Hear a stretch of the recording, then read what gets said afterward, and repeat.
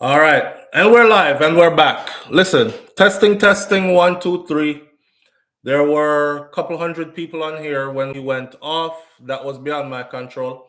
The internet apparently and the electric, y'all saw it on screen. The light flickered and it went out. We had a power cut, is what we call it. So on a Jamaica alone, them get power cut and not on a country alone. We get power cut of foreign too, right? All right. The thing is now open for people to come back in, so I'll start all over again. Morning thoughts, morning thoughts, morning thoughts. Shout out to the people going out to work this morning. Shout out to the people coming in from work this morning. Extra special big up shout out to the people who work multiple jobs. I have the utmost respect for you. Shout out to my entrepreneurs, my stay-at-home moms and pops, my retirees. Shout out to every single clean-hearted, good-hearted person who wants good for others as much as you want good for yourself. Here we are. It's going to take a while for the people to come back. We were on for 27 minutes, almost 30 minutes before.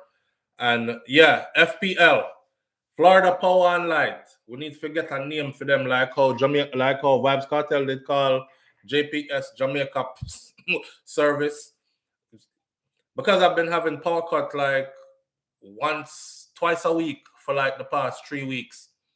You know, I don't know what go on. My bills are paid, but that's beyond my control. See, so big up to the people who came back. I'm just gonna dive right into the topic. And yeah, I left the comment section open again. So for the people who are not paid members, they might be able to get in this morning, or they will be able to get in this morning. Shout out to D-Mac. Big up yourself, D-Mac. Thank you for being here. Why, Dr. JPS. Kishan Morgan, thank you for being here. Audrey Wright, thank you for being here. BM, big up yourself. All right. So what we have on the board this morning, because this is an all-new video, this is not us picking up from where we left off, because I had to erase everything and do the whole thing all over again. So take it from the top. This morning, what we have on the board is we have register with NIDS or get left behind. NIDS is the new ID system that they have in Jamaica, which most Jamaicans rejected before. Like I said before, NIDS had too many invasive things in it, and the people felt like their privacy was being violated because they wanted palm prints, they wanted retinal scan for the eyes and all this. And a lot of Jamaicans were saying, no, me not do that, because them don't even do that over foreign to them citizens. So why we do that in Jamaica to us? And our biometrics can be harnessed and used against us. That is a bit too much, right? So we're going to talk about it because it is now out and in full effect in Jamaica, with a warning from the Prime Minister saying, register with NIDS or get left behind. We're going to talk about that. Fatherless homes, an incubator for criminals, is our other topic. And then the Juici beef truck that was caught stealing cows.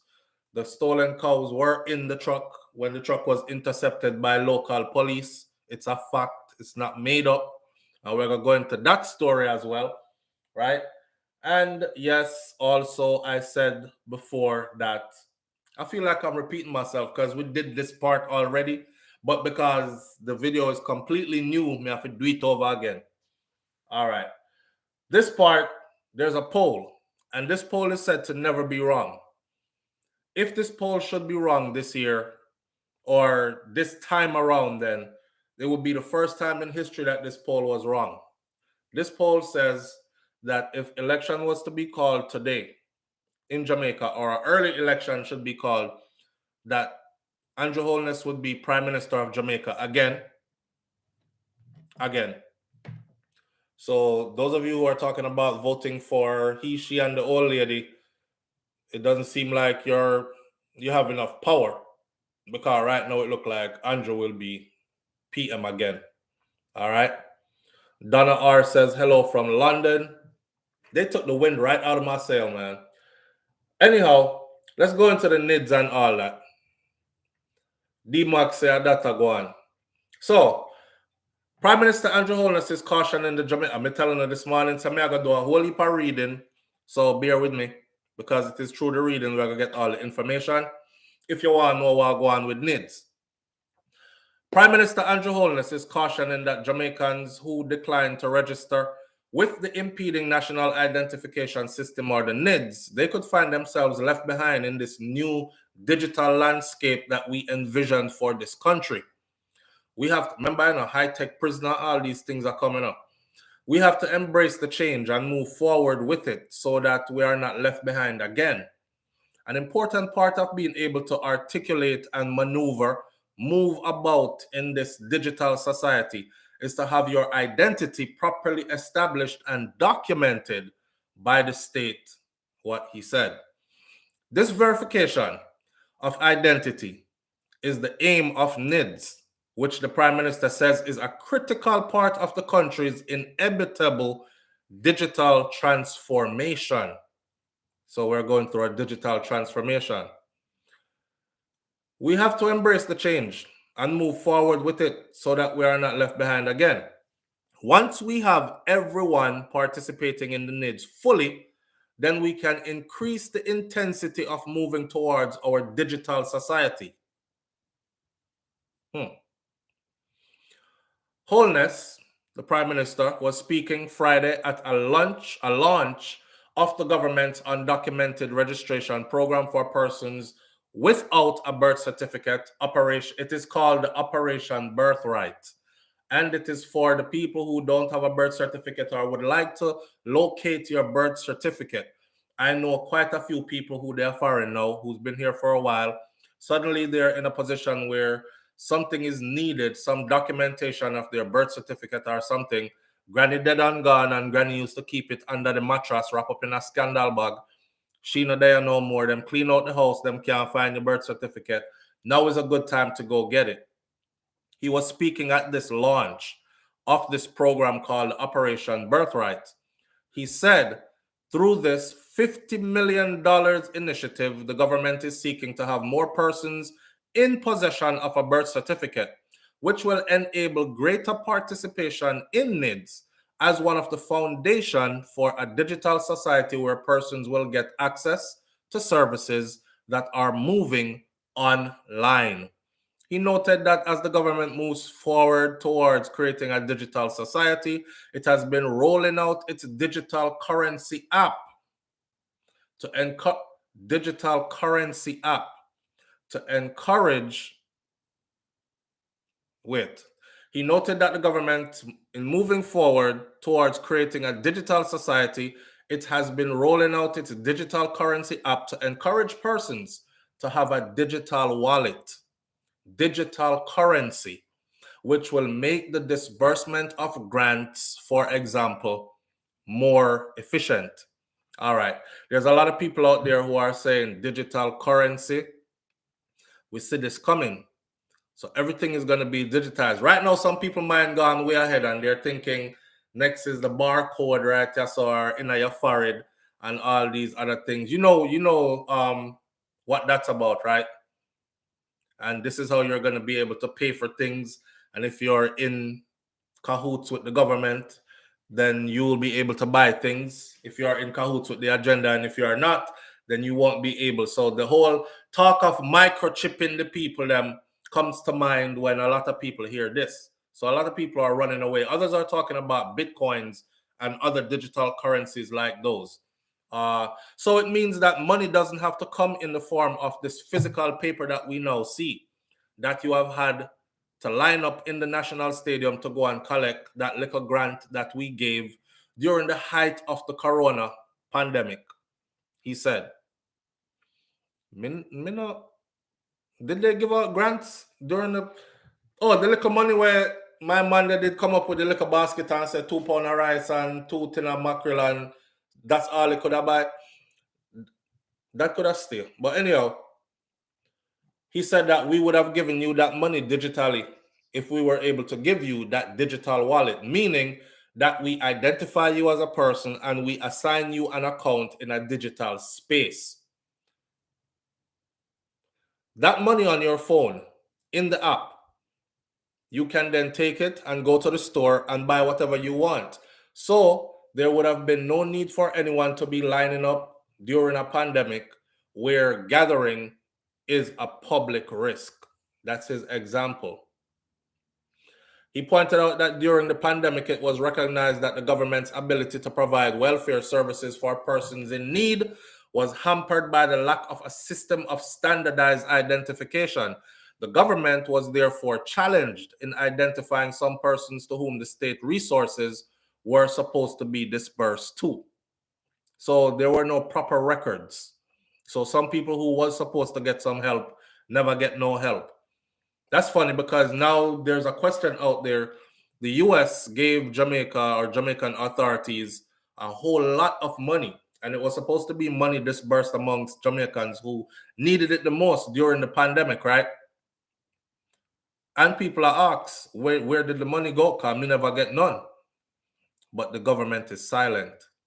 Anyways, Andrew Holness argued that there will be further situations where the state will need to provide resources in emergency situation and even regularly, noting that having a digital platform for this disbursement would eliminate the challenge that were encountered regarding identification. He noted as well that, importantly, banks are moving rapidly in embracing this digital transformation, which will happen. We can't get around it. The banks are moving quickly in de-branching. We're hearing banks are closing branches and setting up digital branches. The banks are offering more digital services and digital products, and it is the inevitable way of the future. Is he telling us, in a sense, that paper money is going away? I know it's going to take a while for some people who were here before to get back over here because YouTube is still running the other one, the other video, even though I took it down. So people still over there wait for we come back when we're over here. See? So bear with it and all that. Given this moment, given this movement, you hear what I'm saying? The Prime Minister is telling you that banks are closing down. I see, no joke about it. I see it here in the US too. Banks are closing down, but they're moving online and they're creating digital banking. See? So, or is it that he is telling us that this is the future and we need to just get along with it? Live on the air with SouFLo. Good morning. Good morning. I'm on the air. Yes, you're on the air. I'm live. Oh, okay. Your video just cut off. May I call back when you're off the air? Yes. Thank you. All right. All right. So the Prime Minister says, given this movement, the Prime Minister argued that bank transactions will be made easier and more efficient with the NIDS identification card, which provides double-factor verification so that banks will not need a myriad of documents to confirm an individual's ID. One thing I see happening here already is this. There's going to come a time where there are no walk into the bank. Everything is online. Everything is digital. So for the people who say, me now get it, you will not be banking. And anything that has to do with banking, you won't be able to participate in it. All of that is now gone with the NIDS. Just that one card, because it captures all the civil registry information and important biographics and some demographic information. There is just one point of easy access to verify your ID, he said. Meanwhile, Andrew Holness said that his administration is committed to building out this full digital society in Jamaica. We are on our way, and we are doing it fairly and inclusively, and we are making sure that the benefits of it redound to every single Jamaican. We are a few months away from NIDS being officially started. We are a few months away from the establishment of the National Identification and Registration Authority, NIRA, which is the new body of administer the NIDS. We have already put in place our digital currency, and we are putting in place all the legislations to back it. Data protection, the data commissioner.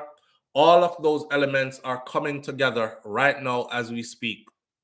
Holness said that he envisions a Jamaica that will probably be the leading country in the region as it relates to creating a digital society where ideally no one is left behind.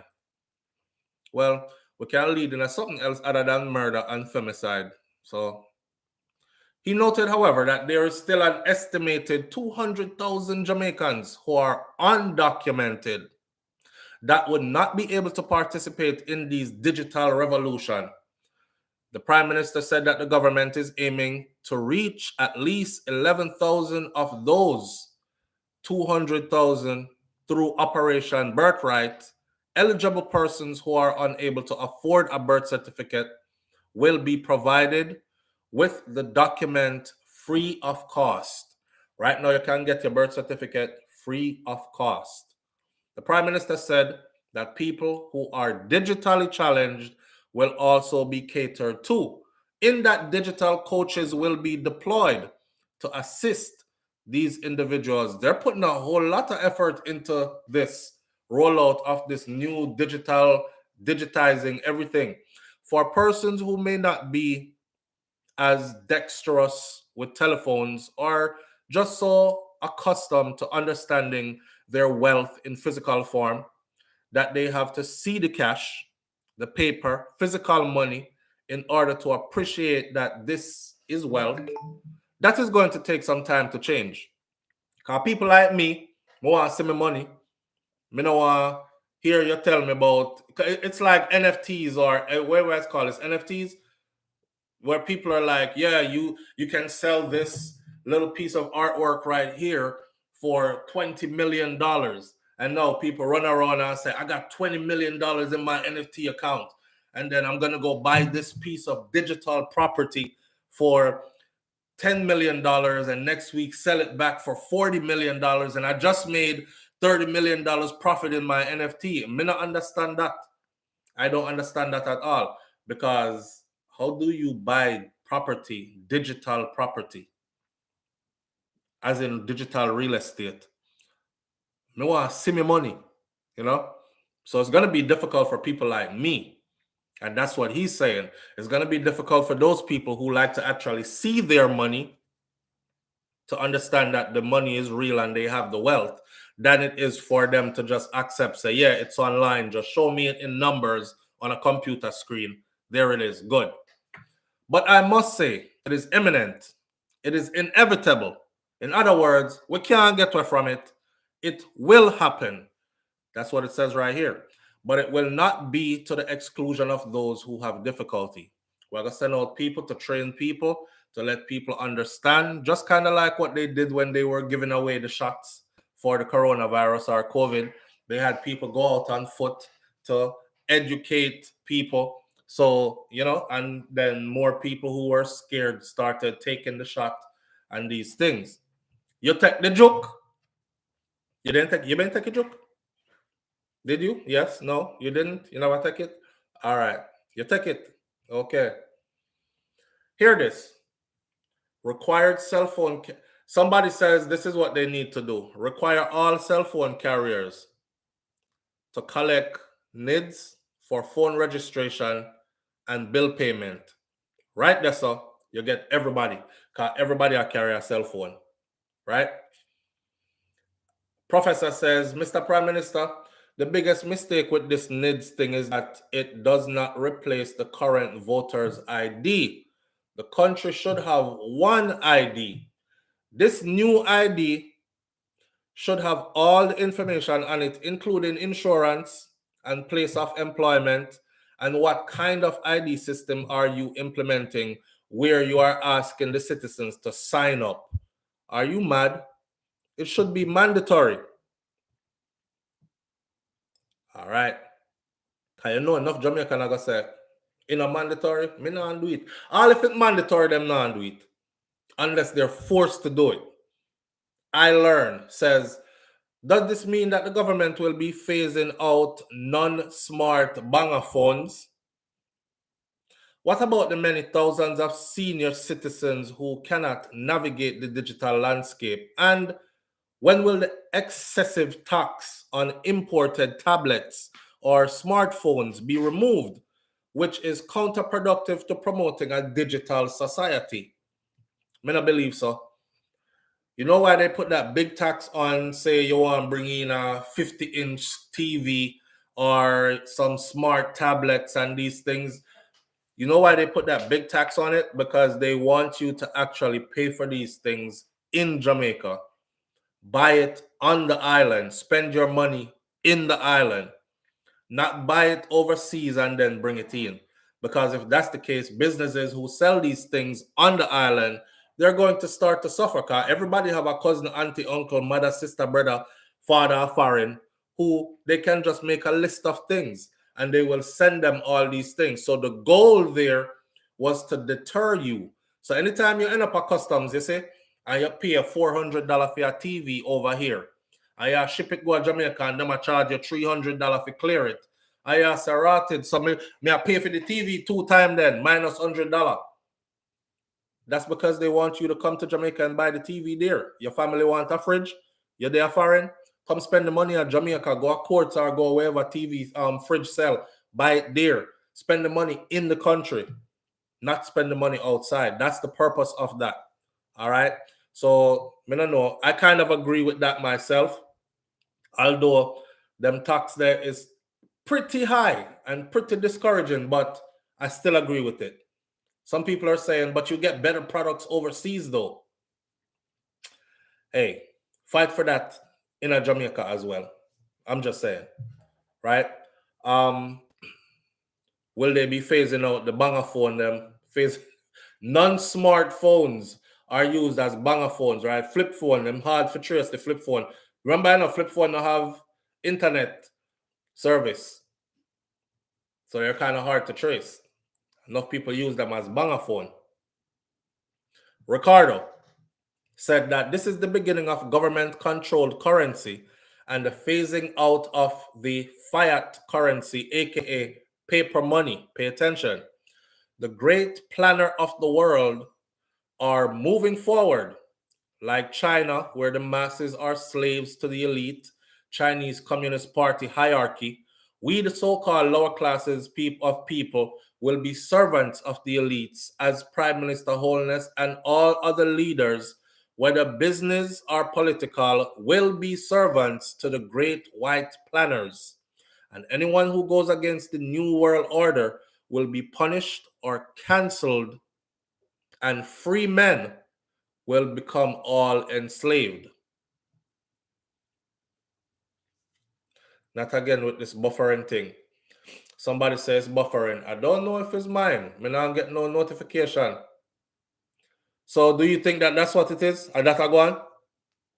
Are they cornering up us humans to herd us into some kind of a slavery? Here's my thing about the NIDS thing. We did a crime plan for Jamaica, right? Me and the audience, Yaso. And we wrote out all the things that are possible, could be done to lower crime or to help us to catch the people who are involved in certain things. We'll mash up the place then, and then things could get better. Because right now, them can't catch half of the people them. So there's a lot of criminals running around the place. Now, here's the thing. One of the things that we said was proper documentation of every individual in the country. If your child is born in the US, even though them come from Jamaican parents, they're properly documented here. There's a record of them that is stored with the government here, and it's not hard to find them if they need them. Same thing for adults. If you wasn't born here and you came into the country, that whole process of going from permanent resident to citizen, you are properly documented and in their system, and it's easy for them to pull you up, right? With that said, in Jamaica, you have a lot of people who are ghosts, complete ghosts. A man can operate as a ghost, right? I can murder a man in a Westmoreland, got to Clarendon, murder 2 people, leave fingerprint and everything, I'm leaving evidence behind. Move from this or go back to our next parish, murder some more people. rape 2 women over here, so a Mandeville. Move, go over Spanish Town and murder 2 people and rape 2 girls over there, so and them can't catch me. They can't catch me. So this whole national DNA database stuff that we were talking about, it's coming to Jamaica in the form of this NIDS. And a lot of us were like, yes, I'm all for it. And now we're like, I'm not for it. It's too invasive. It's this, it's that. I don't think. Okay, so when they did it first, they took it back. And they took some of the stuff out. So I don't think they're going to be asking for your palm prints this time around. And I don't think they're going to be asking for a retinal scan of the eye this time around. Now it's ready to go with a few tweaks here and there. So it's not seen as something so evasive. However, this is something that I think that Jamaica needs. I'm just saying. We are calling for DNA database from when? I can't say no now.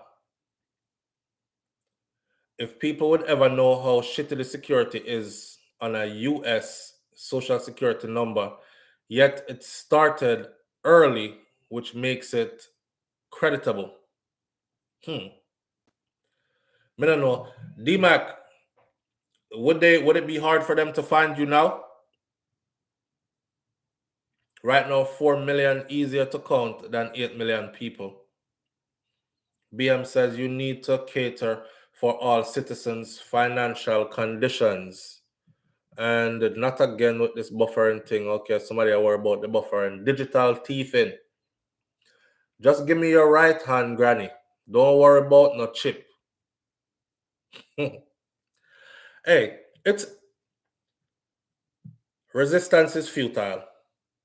That's what I see. So shout out to all the people who are going to try to resist this. They're eventually going to corner you in, right? Because that's the way the world is going. They're eventually going to corner you in. Is there? You know, so there were people who one time, when we went from big back computer to slim down laptops and all these things, there were people that were not with it.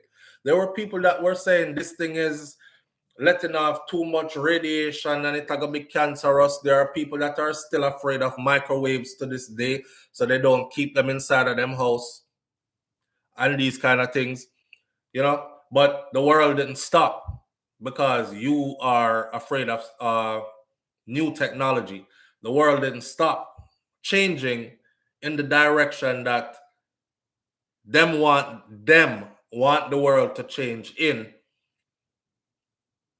You just either gonna get with the program, or I guess you're gonna have to find another way to exist outside of the program, so to speak. I see the benefits in it. I'm waiting for somebody to show me the harm. One thing that I think could happen is online cybersecurity. I would advise young people right now to go into cybersecurity.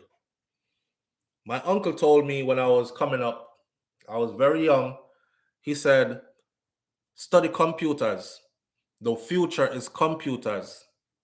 I remember, when I grew up, computer one big back pan it, big about this long, the computer back.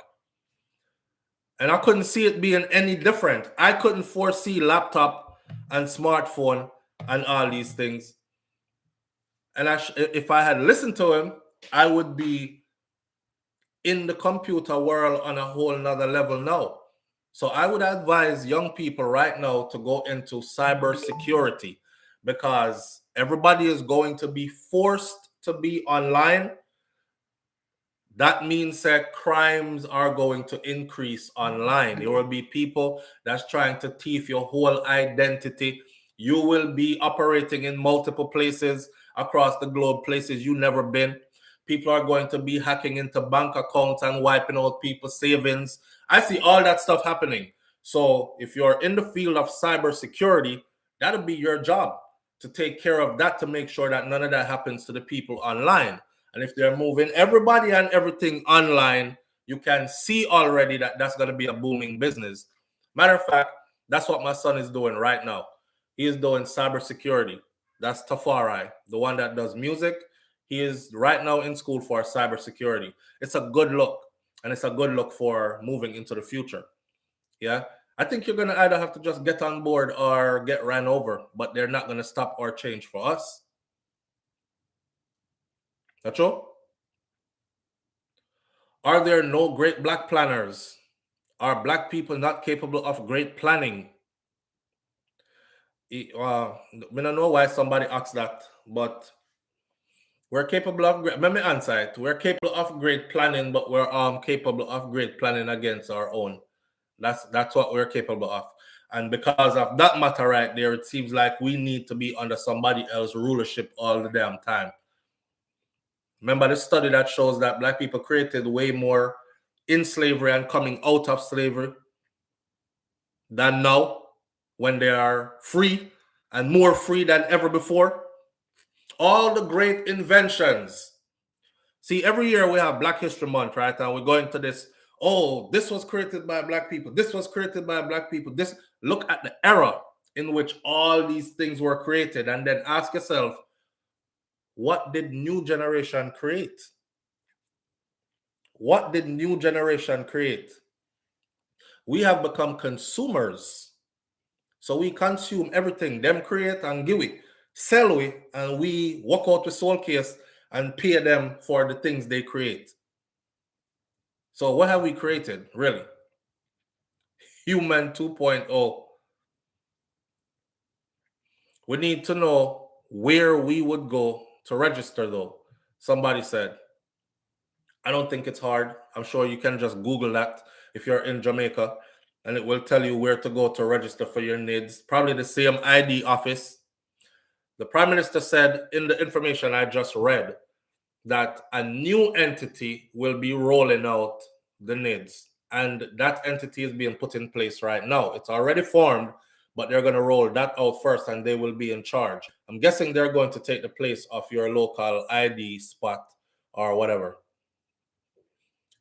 Truth says, I know many Jamaicans do not have a birth certificate due to some circumstances, such as parents failing to register the child because the mother not sure who the father is, and also children who have been delivered by midwives in deep rural parts of the island, and the parents never seek to have their children registered. No Jamaican should go without a birth certificate. This person must left Jamaica a long time ago, because there's nowhere in Jamaica that's really rural anymore. Anywhere rural in Jamaica right now, Jamaica has changed so much. So for those of you who haven't been back in so long, right, and you're lending your ideas, understand that new pretty road built up all over the place. I know you see the little video them St. Thomas need new road, and the whole so big in the road, the people them turn it in a swimming pool and they're swimming there and thing. But new roads are all over Jamaica. New avenues, the places that it used to take you before to 4, 5, 6 hours to go from one point to the next, that's not Jamaica anymore. You jump in your car and zoom, and you're there in 1 hour, 45 minutes. So that's out of it. Ain't no babies being born in no rurals delivered by midwives way up in the bushes because we can't get to hospitals anymore. We've come a long way from that. See it? That don't exist no more. That don't exist no more. Parents failing to register their child because they don't know who the daddy is. Them get jacket now. So, so I don't know, big deal. Picnic have more father than ever before now. See? And they're not afraid to fling the jacket. So it is not a problem. Yo, big up to Shayna. Shayna do a song, something about jacket, but I wanted to play the song, but they're gonna take my whole video if I do. But me like the song. See it? Shayna, 7 jacket. So, y'all heard the song? Y'all seen the video? Shayna sing Dark Room, you know. I'm a promote Dark Room and nobody don't say nothing. Matter of fact, it was one of my lowest. Let me show you how we support each other. It's one of my lowest videos viewed. Dark Room. Him do a next one. I'm a promote it. and people, move past it like them not care. It took DJ Khaled going to Jamaica to say, and Shane stand up at his car door saying the lyrics for the song to make everybody say, we have a saying it right, and the saying is, them not gonna rate you till who them rate you. So they sit around and wait for the people who them rate you first before them rate you. See? And it goes like that. Oh no, if you give me more thumbs up than that, I got 516 people on this live and 78 thumbs up. That's not good. So I'm paying attention to the thumbs up today, and I have the chat open. That's why there are so many white names in here this morning, as everybody in here is supposed to be green. So it ain't hard. Just go ahead and hit the thumbs up button. Let's see. All right. I understand that someone will just come in and member say no need to hit the button, but you're here and all that. 534 people in here. Let's see how many thumbs up I could get in the next 15 minutes I'm giving you. I'm going to show you something. So them not rate you until who them rate you, right? And then boom, me alone in the dark room. Everybody favorite song next thing. If DJ Khaled never said something about the song, it would have been like sharing all his other works. Live on the air with SouFLo. Good morning. Morning, SouFLo. Morning, fam. What go on? There. You hear about that NIDS something there? Yeah, me hear about the NIDS and so on. But sometime ago, I think that then they come out with it and then whenever talk about it. Them they come out with it before, but they're too invasive. That's what the Jamaican people were saying, because them they want eye scan, retinal scan, and palm print. Then they want the sole of your feet print and these kind of things. But more know a lot of people in Jamaica say, oh, they want me not scan my eye, me not do no facial recognition. Mm-hmm. But when they board the flight, to go far, they're okay with it. Yeah. Because just the idea, they come from Jamaica. Right? Mm-hmm. I didn't give my passport over to the TSA officer. Mm-hmm. And him could have tell me my name. Him call me by name. And you never give me a passport? Me not give me passport. Facial recognition. Yeah. Right. That's where it's going. As soon as you walk into that airport, they know who you are. Right. You see, all right. You see, like right now, when time people commit crime and you see them show up on some CCTV camera. Yeah. And the police have to put out that information and say, if anybody recognize this man right here, please give us a call at our anonymous number or whatever. That's going to be a thing of the past.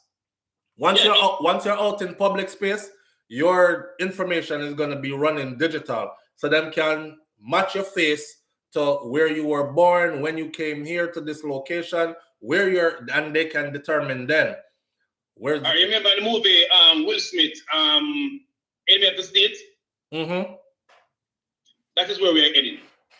Somebody said Minority Report, Total Recall before all that.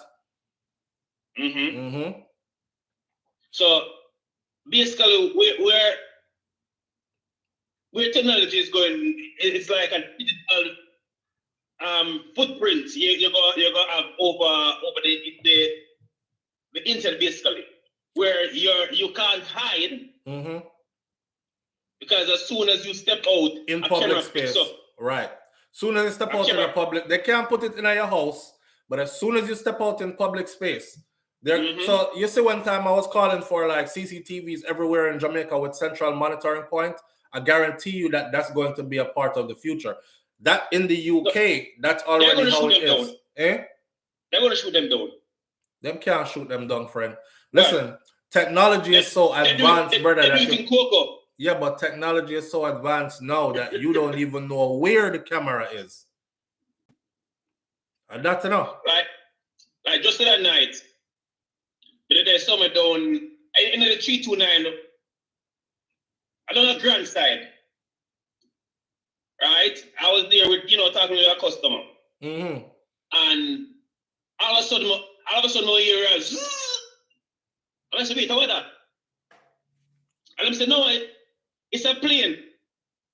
Some said, no plane can sit quiet and hover and then just move off like that. Tell said they fly drones late at night. Drones, that's what I was telling them. Yeah. That it was a drone, and they were like, no, it's a plane. Surveillance So I drone. said, yeah. Yeah. And some people are so behind with technology, them see surveillance drones at nighttime, and you know what them run, go say? Alien. UFOs. A long time, them a drone with. I was talking to an elder Navy, in a Navy intelligence, and I was talking to him at the gym the other day. Remember me telling him upon morning thoughts, this old man where look like, one of them people that where if you look on him too long, he won't want to talk to you. Well, anyway, this morning me entertain him, and that is exactly what he was talking about. And him tell me, say he was with the first set of drones that came out, and they pioneered the whole drone thing, and them fly go overseas, go test it in other people's country and all these things. So a long time drone there. A long time we have claim to see UFOs, but apparently it wasn't no UFOs. Them a fly drones a long time, and they've been working on drone technology and developing it, fine-tuning it from a long time.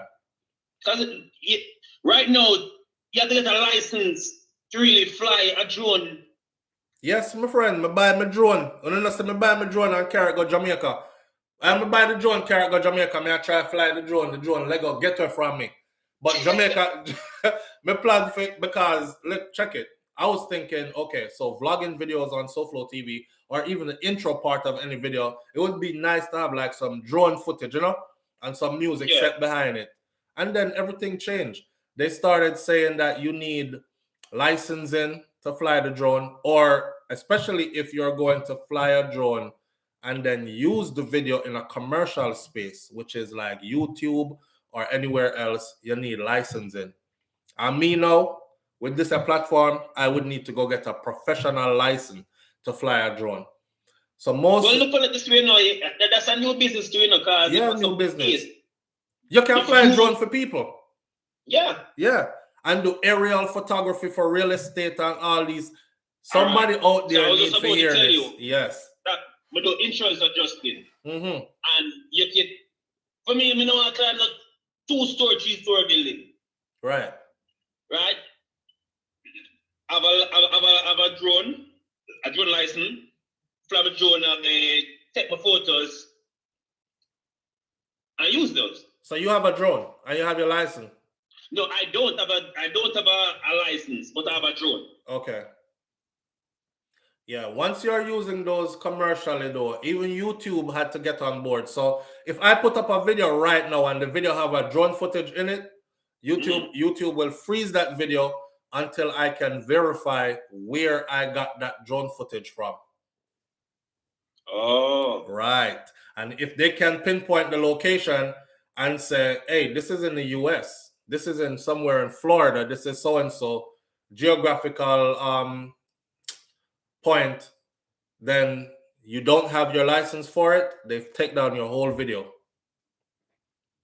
It could be like 2 minutes of a drone footage in a 1-hour video. They might take down the whole 1-hour video until I can prove that I had a license to fly that drone here. That's why I carry the drone and go Jamaica, because I'm like, man, Jamaica is beautiful. I can fly the drone here, really explore Jamaica with it, but the drone, they get away from me down there. I mean, honestly, it took me a while to understand how to even fly the drone properly. Yeah. One time the drone get where Jamaica and I run it down and the drone just go higher and higher and higher, but it have a safe button on it. It was funny. It have a safe button on it. And me hit the safe button and the drone just drop. Like dropping at people's yard like a mash up on something. So it wasn't even hard for me learning how to fly. But they have technology now that they follow me. Right? Where basically the drone itself go certain place or better yet, you're driving. Yeah. And the drone is following your vehicle. Right. That's when you put the drone on auto. And my drone have that. My drone has that. I could walk around. I could set the drone to follow me and walk around. And as long as I have the controller for the drone. Anywhere I go, that drone will follow.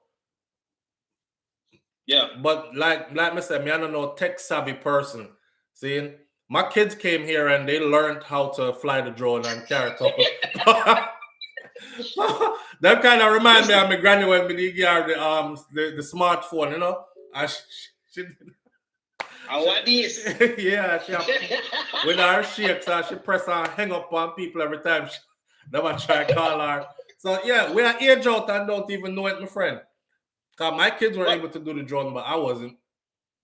Listen, give the baby, and she'll fly. Yeah, I true. Them born away there. Them born away there, true. Yeah. Yeah. I like a joke you make, right? But a true thing. That's thing. Yeah, me hand my daughter. My daughter just turned 2. Me hand her my phone the other day. I watch her. She's up, so swipe, find what she find. I scroll sideways and I'm watching her. I'm just rotted. My granny couldn't do that. Me, I try to explain to her how to do that. And this baby just born and the baby operate the thing. So yeah, true.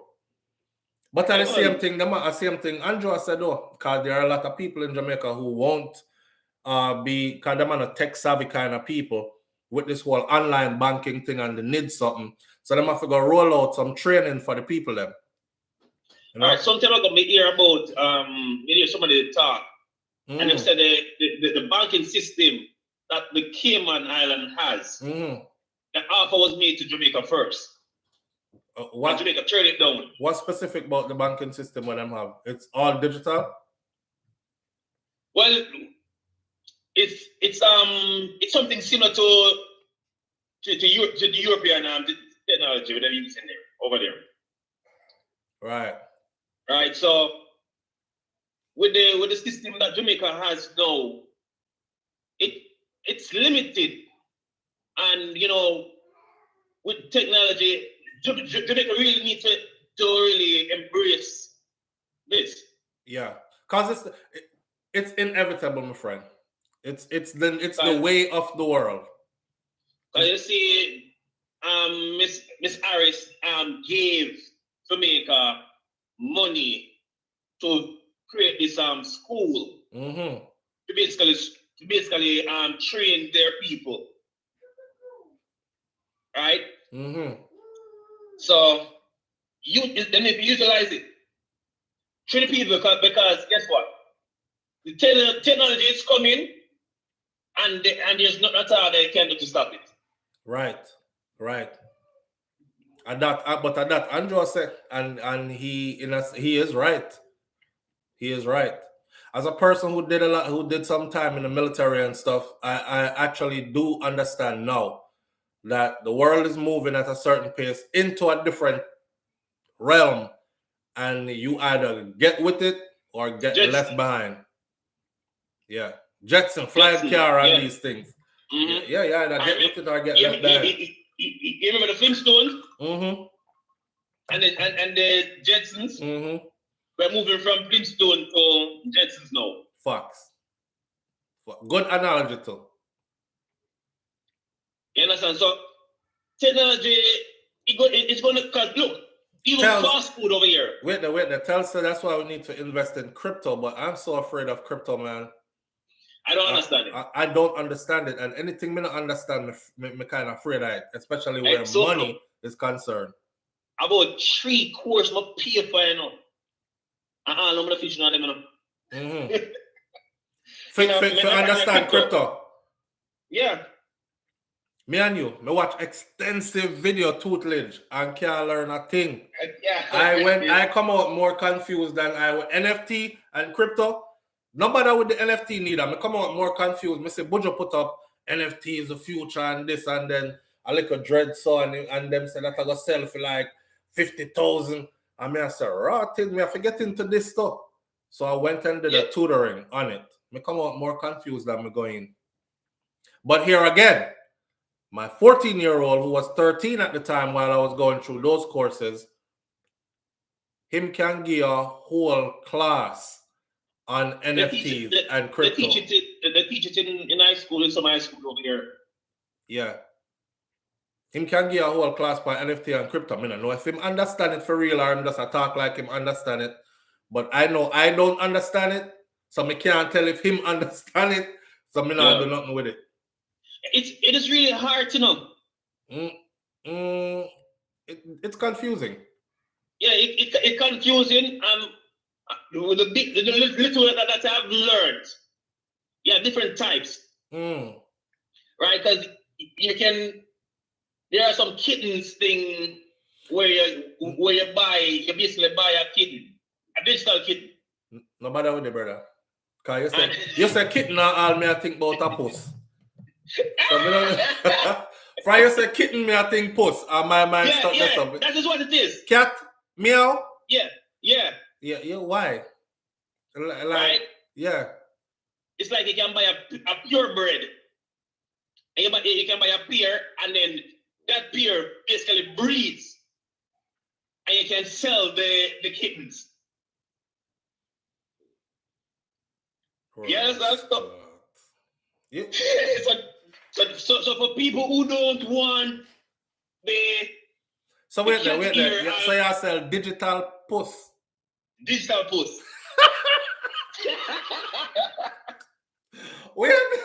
Wait. So you sell digital puss or whatever pay you with? Digital money? Crypto. So but is that money spendable? For instance, I want book a trip to Jamaica, carry my whole family, it all cost about $10,000 for do it. Me can use that and pay for that? Crypto. Can I use, and does anybody know who is on here right now? Cause be here, you have to crypto, that means you don't know, you're not sure. You ball out crypto. You can pay for that? Can I pay for a vacation for my family with this cryptocurrency? So if you have bitcoins, you don't think you can use bitcoins and pay for whatever you want. There's a store right on exit 183 that them accept crypto payment, cryptocurrency, let's say.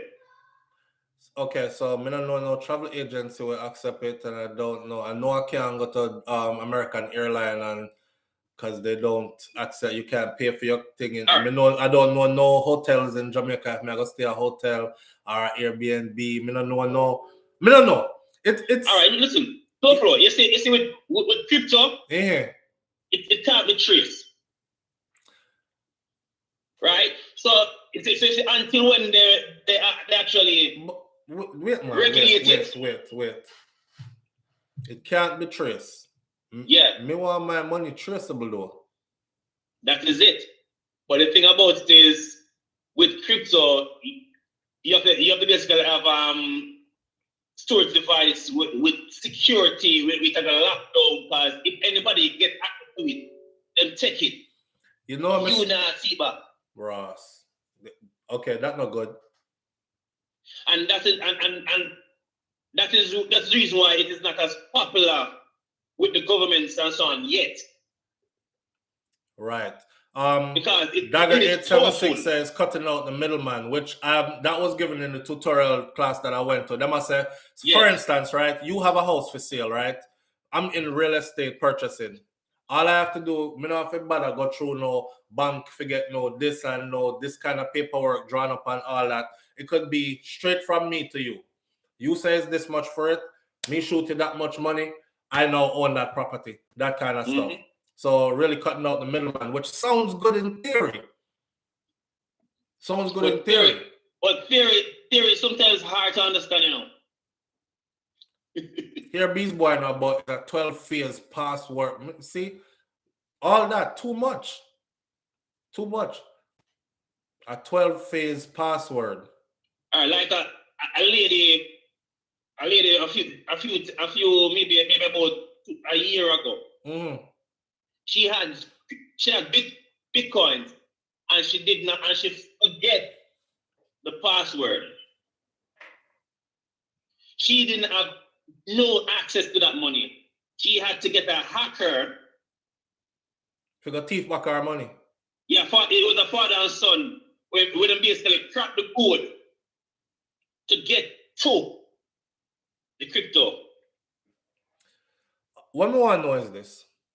Because, okay, I just want to know. can I spend this in real time? I'm driving around Miami and I see them at gas station now and all these things. It's like these crypto machines that look like an ATM or whatever. So obviously this thing is taking over, it's blowing up. Yes, They're going to start putting them in all the gas station and them something there. So they're blowing up. And I don't want to be left behind. But can I spend this? Can I cash it out to this kind? Well, that don't make no sense because they're trying to do away with the cash that we have now. But a cash we have now. Yeah. Okay, so if I have can I withdraw cash? Yes. Because cash is a physical, tangible thing, you know. Right. So crypto is digital. You cannot touch this money. Bro. So that is the reason why they're having these ATMs now where you can pull the money from it. And it's going to convert that money you pull to crypto and subtract it from your account.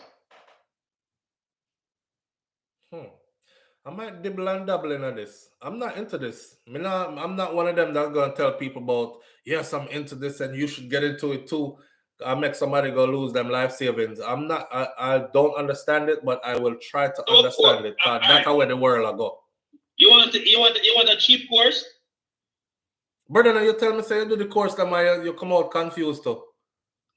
So, which course you give me? The NFT, me that do, and I'm just stop. Me pay for some of that course, but just that I get a little bit busy. I don't want you to give me the course for confuse you, because I'm going to get confused too.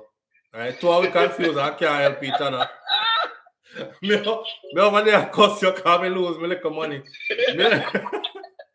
So, no, but this course I'm telling about, most times are like $19, $10. Also for the course, so I know big money I lose if you don't do it. But you basically you use the you get from it. Right. Because that's like $10. You're not losing the more for money. To try to understand it. All right.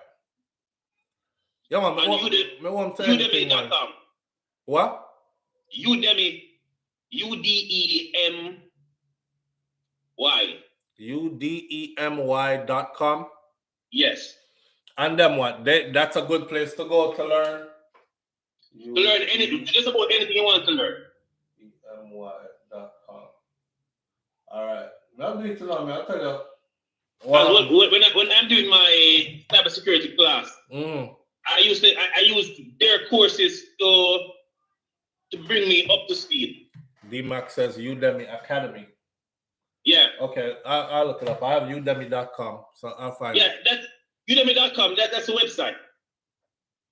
Right, because when I was going to school, right, for cybersecurity, I would buy these courses, and the surprise is I have a specific topic that I know the lecturer is going to be teaching in class. I watched this video before, so when I go into the class, I was a bit ahead. I was ahead of the class. That's what I used to do. I used to set up my own lab. Come and buy my Cisco switch, routers, and wireless devices, and I would basically fortify a network and then sit down and hack into the network itself. So when I go into class, all right, I've been in class where I've seen where a student asks a question and it caught the lecturer off guard. She didn't know how to answer. But because I did this class, I had an understanding of what he was talking about. Okay. And I could step in and answer the question. Yeah, a true Rosemary King is absolutely true. It's like learning to ride a bicycle. You know, you think it's so difficult and thing, and you try it a few times and you wobble and you drop off and thing, and then before you know it, you have the wheelie and all these things. You know, it's something where you have to stay consistent with, I guess, pay attention and actually put real interest into it. And then the rest is, I know something what we can do. I'm just saying it's a whole lot to learn, and it's somewhat confusing. Me No, that's confused. not go, bro. Steve, me confused. Very confused when it comes to it. But we don't want to spend the whole man and talk about crypto and how much we don't know still. So Okay. we're gonna left that one there. So, but what you feel about the NIDS thing? Is a good look for Jamaica? Honestly, I agree, because this is going to introduce a lot of stuff to Jamaica, where the digital database, where you can track DNA and so on. Right. You know, in the US, one thing when we say Jamaica don't have is this, right? Say, for instance, I'm in Florida, and if I go to New York right now, and I'm wanted in Florida, and I get pulled over in New York, a simple traffic stop, and the police is going to run my driver license registration information just to find out if this vehicle belongs to me, blah, blah, blah. My backlight might have went out. In that simple traffic stop, I could pop up on his device in a vehicle as this person is wanted in Florida for home invasion, robbery, or rape, or whatever it is you're wanted for. They don't have that in Jamaica. So if a man, say a wanted man who is wanted in Clarendon, him can have police interaction in St. Mary, and they wouldn't be able to know it unless them know personally, say, or in face all over. You have people, police at Jamaica where they'll know the sister is already a criminal, but because they know him, they make him go on. That's true.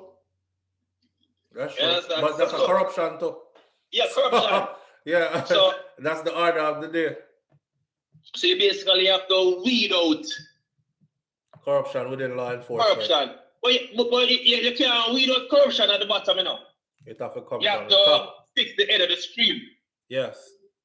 Fuck. Right? So you have to lock up some of them top politicians, top superintendent of police, and you know. I know that sounds funny. And that sounds funny because Jamaica, I tell people to do this. Look and tell me where in Jamaica or when in Jamaica has any high-ranking politician or person of power been arrested, charged, and given prison time, extensive prison time, and is doing their time. Because in Jamaica, they're above the law. Right. Right. Right. Until we get a commissioner, we're not a body. Because we don't understand, you know, you see, if you are the commissioner of police and you do your job, Jamaica politicians, they cannot fire you. Because the people are back you. Because people need to have that sense of security. Murder is the order of the day, my friend. Murder is the order of the day. Them can't fire you. We don't want to kill you. Then we murder you. Yeah. So and so. But look, when you hear people are talking about all crime rates uptown. Well, I know. The years we have at Jamaica, you know, so if them never decide their mind, they're going to make a stand. We couldn't be talking like this now. Say it again. So we just say again. I said, if the eras of Jamaica never decided to make a stand, because guess what? They were persecuted. They were killed. Brother, but if they didn't make that stand, we wouldn't be free today for the talk or we are taught now. Some of them, not true. Huh? Some of them. Some of who? Kai, why are you? What's up? Huh? She chasing you? Come.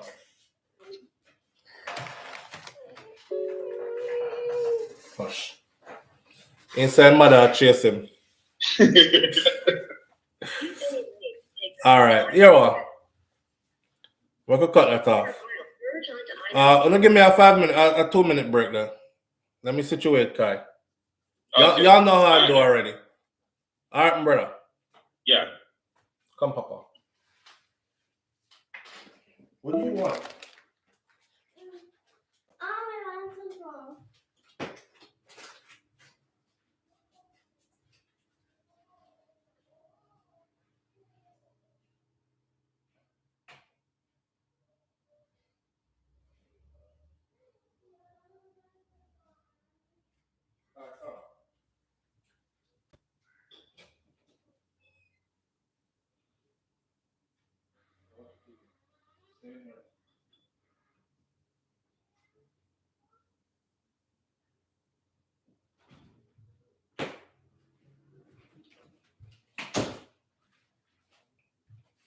All right, Simia.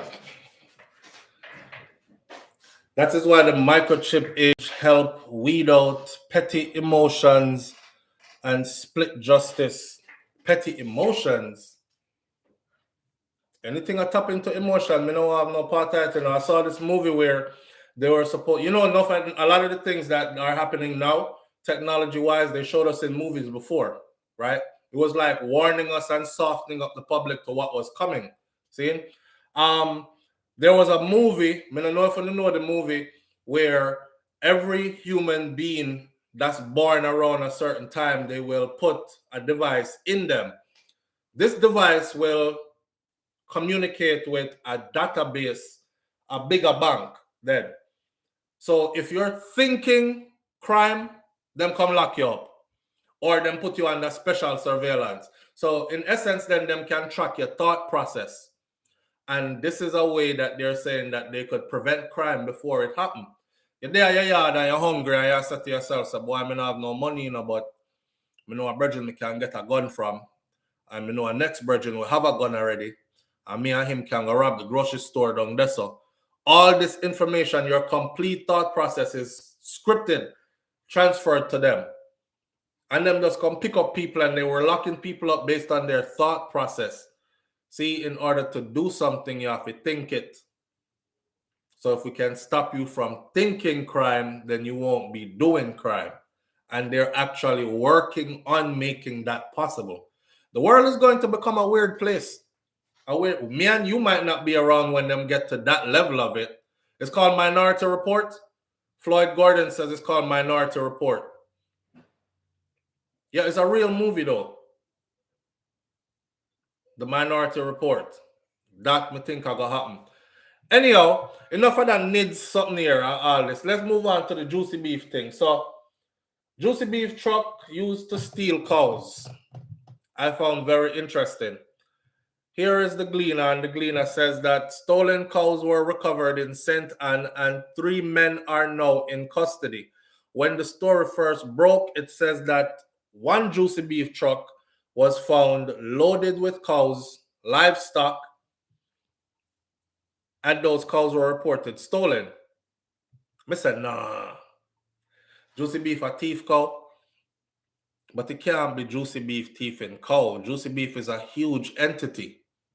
That's like saying Nike is stealing donkeys or Nike is stealing people's dogs, right? Have to be the people that are employed by. See? So, hear this. 3 men were arrested in St. Anne. Now you're going to look at your Juici beef patty and look at it different after this. Not true? They look at the Juici beef patty and I wonder, is this stolen beef? Did them, I will call them thief to make this patty. Bad business. Bad business. Tarnish the brand. 3 men were arrested in St. Anne this morning and a Juici patty's truck was seized following the recovery of the stolen cows. The truck with the stolen livestock was intercepted by police during an operation. The police are now searching for another truck that's believed to be carrying out some more stolen animals. Them some more stolen animals, like say, and a cow alone, them, and a cow alone, them a thief. I wonder if I get goat patty. You never get curry goat patty? No? I never had a curry goat patty.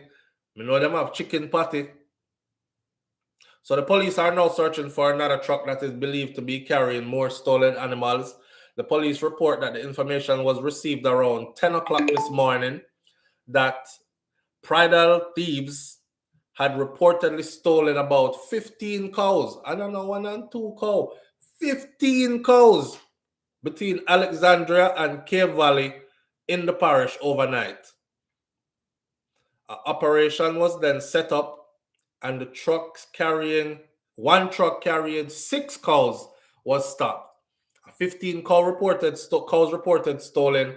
Them catch one vehicle with 6 cows in it. 3 men aboard that truck were arrested. I guess the 3 of them are snitch. I know we have arrested, I call them, sir. 6 we have. 15 on the thief. Yes, officer, 15 with thief, but on the 6 we have. The next truck have the rest of them. The 3 men aboard the truck were arrested. The registration plate of the truck was checked, and the truck is owned by Juici Beef. It is an official Juici Beef truck, the police said in a statement Friday afternoon. It's hard. Imagine how life gets so hard out. Juici Beef a thief cow. Police personnel at Alexandria Police indicated that persons said to be owners of the stolen cows are now coming forward. The police says that an update will be provided when more information is available, and they are looking for the next truck that should contain the rest of the cows and other animals. Somebody said, the truck carrying the stolen cow is registered to Juici Beef. Patties? Is there a connection? This seems kind of fishy indeed. This is something to think about. Juici Beef, cow, beef, stolen, cow, beef. Me have to laugh. This is funny. Jamaica is always keeping. Me telling you all the time already. Say, we don't need Netflix. We don't need cable really. We are our own cable. Because we're in the US, boring US, you're going to find one empanada company. Empanada, them call it, they make a version of patty here, which is mostly found in the Hispanic neighborhood and these things. Them call it empanada. So we're here, you're going to find a truck with a thief cow for make empanadas. And it's linked to a company who sell their major product is empanadas. Nowhere. Jamaica alone, patty, thief, cow, beef, and that go on. See, serious matter this, with the truck being registered to Juici Patty, unless the trucks belong to Juici Patty, but it was stolen by some persons who work for them and was planning to start a new patty franchise for themselves. Vernal says, no, think about this stuff. Because let's be honest and let's put this out there. Juici Beef is not one entity. I think Juici Beef is actually franchised. So maybe the owner of that franchise is trying to figure out a way to cut back on costs. We make a lot of patties, we sell a lot of patties.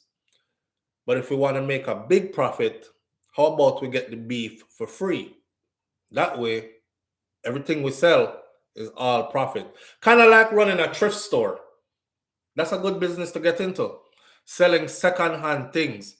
They do it here in the US and make millions of dollars. Goodwill is one of them, and there are others. So people will donate things. Right now, my youth, them outgrow them things. Me box it up. My carrot go donate it.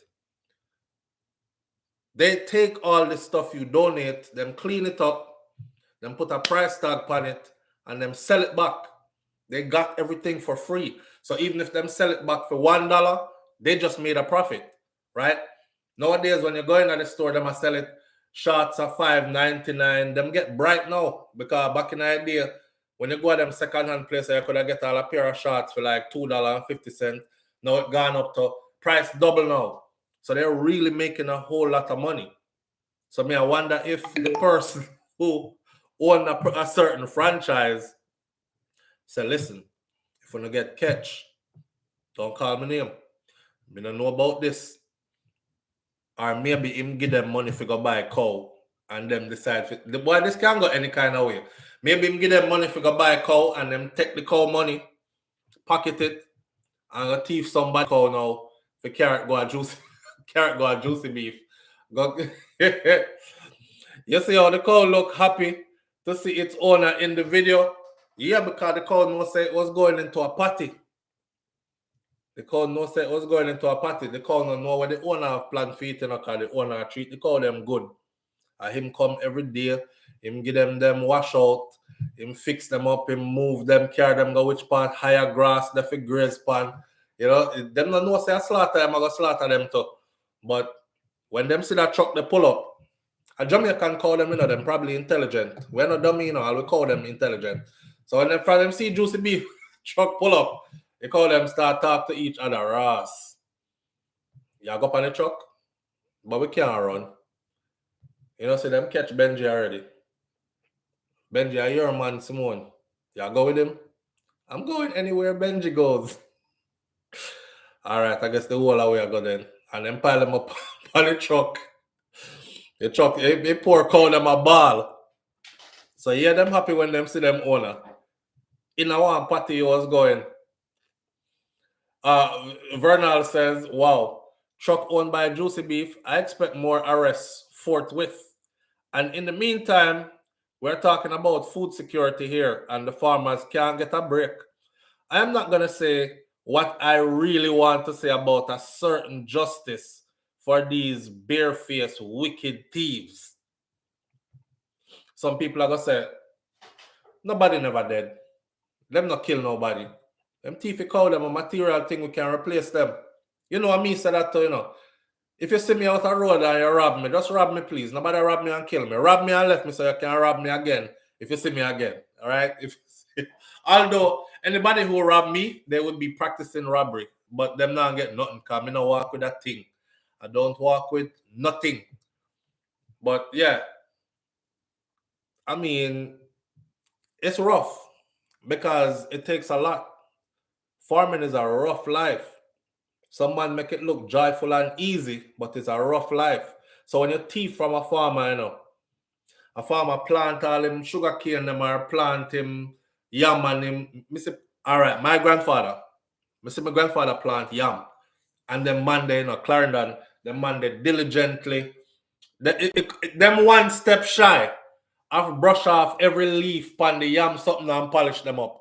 Them one step shy of that. Like them really put them all into it. And when them put on the bamboo and start wrap so the vine they can wrap around the bamboo and go up and them watch them thing. And if enough rain now fall, you have to go water them too. And all these kind of things, they'll say yam them spoil up. Youth in the place will watch these people and watch the yam grow and decide, say, yeah, my grandfather come home and whistle every day. Him say, yes, everything look good now. The yam them, you know, ready. He might dig one of the hill them.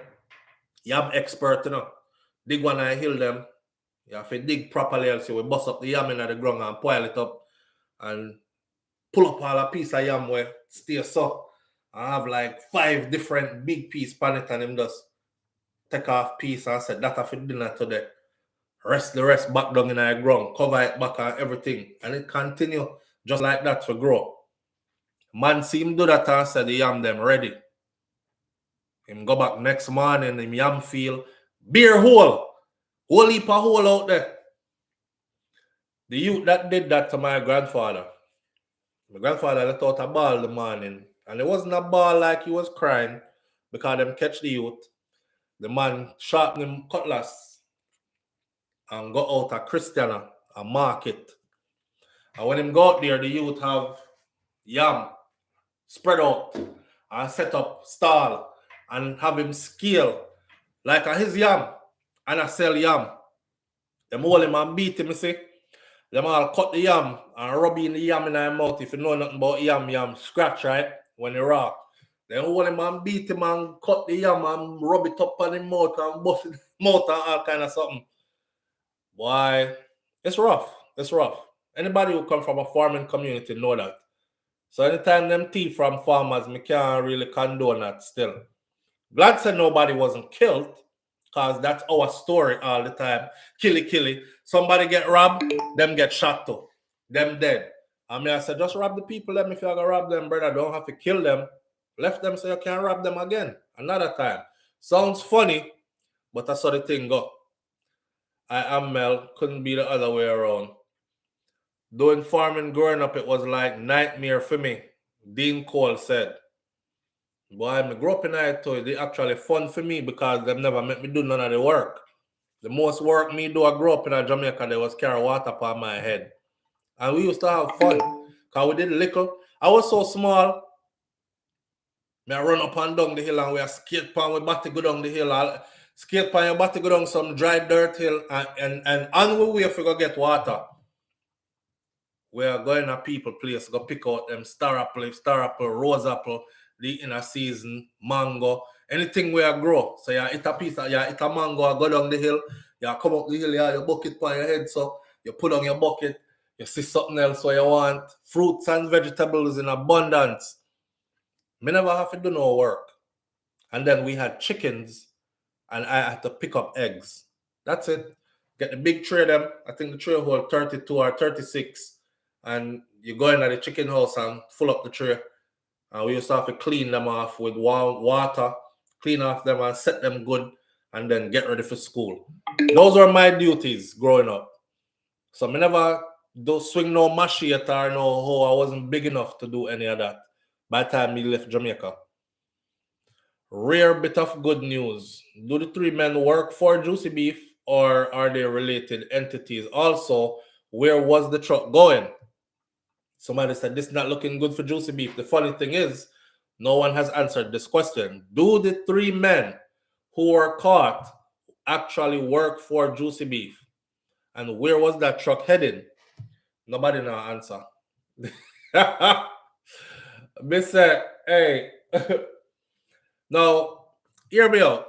There's another article that I wanted to go over with you guys this morning, which we talk about this all the time. And this one named Fatherless Homes, an incubator for criminals. Fatherless Homes, an incubator for criminals. You can't tell certain women nothing. Them so them can't raise the picnic them by themselves. You know, them don't need no daddy. There's a study out there that shows, Nadine Linton says they said that they were workers. Even one of them was a butcher.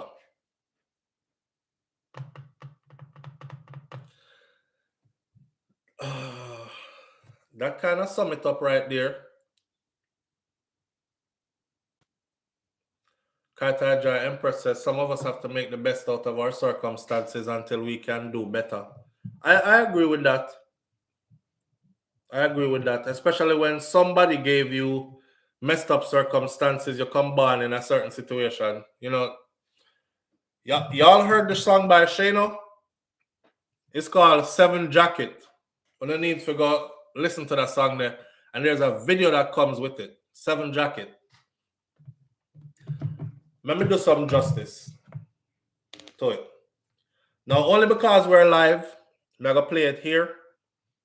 But because they're going to take this video, I'm going to chop it out of the video. All right? 7 Jacket. But listen to it, though. Don't do me like that. Shane have his non-skippable ads and all these things, which is a nice look. Shano is one of our better writers out of dancehall reggae music in Jamaica. I would say probably top 5 talented. But him just not get him just due, you know? See it here.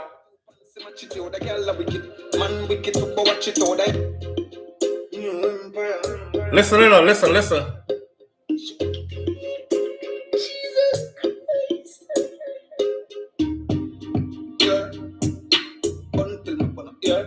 Bun till me bun up. Hey. She give me 7 jacket. Every 2 pants, match it, the girl wicked. Man, wicked to watch it all, I had a submit. Feel me still there in a socket, wish I could have take back the girl that catches here, the pick me to unruly. I have it, papi, that one this a black, I must diddy, I daddy. Principle that should have print on your body, but the fuck me as a single print all over your body. Them say Zina, fi Patrick got the topic, them say Kevin, I feel it, and with the matic, give me clap it. Jim, I feed the super always, I stop the traffic, and Tony, I feed the man, we serve the flitters with the coffee. Oh, God. Yeah. Man, a man favor. Yeah. Man a man favor. Yeah. Man a man favor. I think I get a pick me boy here. Yeah, next man I knock it out of here. Yeah, when she hungry she get shearer. Jackie get too big it need to see the tailor. Yeah, man a man favor. Yeah, man a man favor. Voila. Man a man. Listen, the part where I say, come here for to edit out the whole of this. The part where I say, man a man favor. When I talked to her about that yesterday morning, I said she has a type. And sometimes when she go cheat on a man, she go look for her next man will look like the man where she cheat on. Without even knowing it, subconsciously she has a type. See? So when you get the youth and everybody I say, yo, you look just like you, you know. You carve out the one day, you know, SouFLo. Lo and behold, man and man favor. Yeah. So, yo, run that back right up. That's like a body say one. Wanna go over share nothing, you know. Jesus Christ. That's how we ball when we get. Jesus Christ. Bun till me bun up. You think that easy? She give me 7 jacket. 7 jacket. Pants match it out. The girl a wicked. Man wicked to watch it out. I had a subject. Feel me still there in a socket. Wish I could have take back the girl that catches here. The pick me to unruly. I have it, papi. That one this a black, I must diddy, I daddy. Principle that should have print on your body, but the fuck me as a single print all over your body. Them say Zina, fi Patrick got the topic. Them say Kevin, I feed it, and with the matic, give me clap it. Jim, I feed the super always, I stop the traffic. And Tony, I feed the man, we serve the flitters with the coffee. Oh, God. Yeah. Man a man favor. Yeah. Man a man favor. Yeah. Man a man favor. You might think I get a pick me boy here. Yeah. Next man I knock it out of here. Yeah, when she hungry she get shearer. Jackie get too big it need to see the tailor. Yeah, man a man favor. Yeah, man a man favor. Yeah, man a man favor. Might think I get a pick me boy here. Yeah. The last one, next time I think of mine, but me never know she did the fuck and nigga you could look alike. Remember the one that me tell her the favor did it. Me never know she did the shade the one that with foot eye. She not the dance, she not the soup, so she a look a shy. Locally, when she ready, she come up a fly. Your pride and your dignity that you should put aside. Come out of a blood clot house and go look at them say Zina. Fi Patrick at the topic, them say Kevin, I feel it and with the matic, give me clap it. Jim a feed the super always, I start the traffic. And Tony a feed the man, we serve the flitters with the coffee. Oh, God. Yeah, man a man favor. Yeah. Man a man favor. Yeah. Yo. Now youth are talented, so till. Hey, share up, big up yourself, my youth. Me alone in the dark room. And that's this I know, man. And this I want to know called 7 jacket. So she give me 7 jacket, not even 2 shots for match. Not even 2 shots for match it. Oh God. Oh God. I did that. Oh God. Partner. Yeah. Oh God. Like me Trinity Bridging. Oh God. Shahanin me. I can't take it. I'm going to kill myself. Boy, rough out there. But anyway, hear this. Commissioner of Police Major General Anthony Anderson is reported to have shrugged off the findings from a survey commissioned by a local media house in which the majority of respondents indicated that they lacked confidence in his leadership of the police. Commissioner Major General Anthony Anderson says, not me, and not me. On the house, chaka. Only pound and have no daddy in our house. He stated that, so far, Jamaica has recorded 1,018 murders since the start of the year. We're gone way past that now. In 2005, there were 1,674 murders in that year alone. In 2017, the island recorded 1,647. Again, that's 2017. The commissioner added that some 518 weapons have been seized by the police as of the end of August of this year. Last year, January, I saw a report which read, in part, with recorded killings of 1,301 in 2020, a new report in Latin America and the Caribbean has revealed that Jamaica now has the region's highest homicide rate in 46.5 per 100,000 people. Major Anderson claims has reduced murders, notwithstanding the situation, is still cause for concern. But why are we in this sorry situation? He said, man a man favor, yeah. Oh God, hear this. Them something that we have to laughing about, and a laughing matter. We in a sad state, really. We in a sad state. And what we are gonna do? Ain't like twins this. What we are gonna do? Major Anderson claims that all these things are reduced. So 5 years ago, a video filmed locally went viral, and it depicted, and remember 5 years ago, if you were on here, I actually covered this. Remember the big titty mommy? Her shirt, she don't have no shirt, you know, she around there, kill her daughter with lick. I think she'd have beat her with a machete, and we thought she was chopping the girl. The girl clothes tear off too. Remember that video there? 5 years ago, a video filmed locally went viral.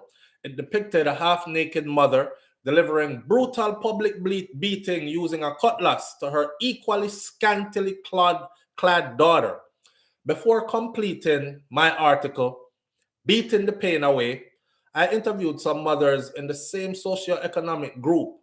In other words, then them interview some mothers around them area and in the ghetto. Same socioeconomic group standing as the beater, asking for their opinions on the video. Watch this. One of the things that this right what she had to the little girl, they all supported the mother, adding that they knew of no other way to get the children to behave. This, I think, is where our problem begins. They never know of no other way to control the youth. Hold a machete and slap it. You're bright and face, you're smelling yourself. And remember, wait, you grow hair on your front. You feel yourself, you feel your money in you. Your little voice start roll a little bit lower than bass in your voice, boy.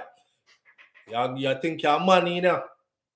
Well, the complex issue of violent behavior among children is talked about when it takes place in public spaces like schools, but does not seem to be understood by parents and other adults.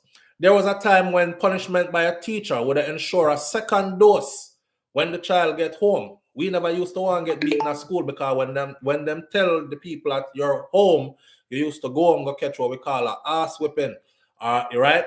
Then bust up your backside. So we did afraid to get beaten at school, and teacher used to beat. Teacher can't beat in school in Jamaica anymore. That gone. Today, an intervention by the teacher could guarantee that the teacher would get similar treatment from the parents. Beat the picnic, then parents are come up at school, come beat your ass. As teacher, we have changed. Rotten, we change. Listen, I'm not say a dress code cause this. I say a security guard, I went to lock out the picnic them because them not dress according to dress code. Mama go up, they go fight him and him end up stab the security. When I see that video there, this is like the latest incident that happened. They've been locking the kids out of school anyways. Yesterday, them lock out one whole heap of picnic where I roam the streets because them couldn't go into the school because their uniform is not to regulation standards. That's a whole other video for us to do. Anyhow, today, any intervention by a teacher could guarantee that the teacher would get similar treatment from the parents. So, teachers are now distancing themselves from such children. You're a problem child. I, as a teacher, don't want to have nothing to do with you. Because I know why your mama come up here and beat me. I know why your daddy come up here and chop me up. But violent behavior in a child is the precursor to adult violence. At any age, needs to be taken seriously. Violent behavior in children and adults usually manifests itself in explosive temper tantrums, physical aggression, fighting, threats, or attempts to hurt others, use of weapon, cruelty towards animals, setting fires, and vandalism. Mash up the place, them kind of something there. Violent tendencies in children. It has now been established that a complex interaction of combination of factors lead to an increased risk of violence. These include previous aggressive or violent behaviors, being the victim of physical or sexual abuse, exposure to violence in the home or in their community, being the victim of bullying, genetic factors, drug and alcohol abuse, and stressful family socioeconomic factors like poverty. A few years ago, I was doing some work with the Ministry of National Security. I asked for the files of 20 juveniles, randomly selected 20 juveniles who were placed on probation. A study of these cases, 10 boys and 10 girls randomly picked, revealed, among other things, they had some similarities. Here are the similarities. 1, none of them attended church. 2, none benefit from the presence of a father. In other words, they all did not have a father in their house. And 3, all of them were born and raised in what is known as tenement yard situations or garrison environments. Those 3 combinations, they all shared. No father in the house, them never attend church, and all were raised in crowded tenement yard situation or garrison areas. These are just the similarities.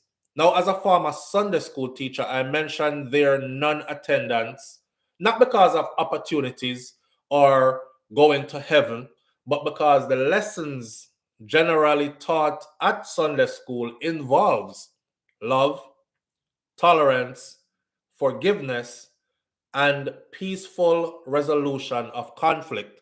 Not saying that you should be indoctrinated and go follow a white Jesus. It's just saying that there is good in the church even when you get older and find is a bag of foolishness are going over there. And that's some slave something them are perpetuate and upon the people them. However, the basics, it starts with teaching them love, forgiveness, and a peaceful resolution of conflicts. If you don't get that from early age, then more than likely, with those combination, not having a father in the house, growing up in a tenement yard situation or a garrison area, and pre-exposed to violence, more than likely, you will start to think at some point in your life that the quickest way, best and easiest way, or most effective way to handle any conflict, stab up a boy, stab up a girl, bust a boy head, and that kind of stuff, right? So with that, all of them randomly picked, shared all those things, and they were all in trouble for the same things. Now, it is many years now, but I still remember the shock registered around the world when the Norwegian mass murderer Andrew Breivik slaughtered 77 people. The first question that entered my mind was, did he grow up with a father? My research revealed that he was fatherless.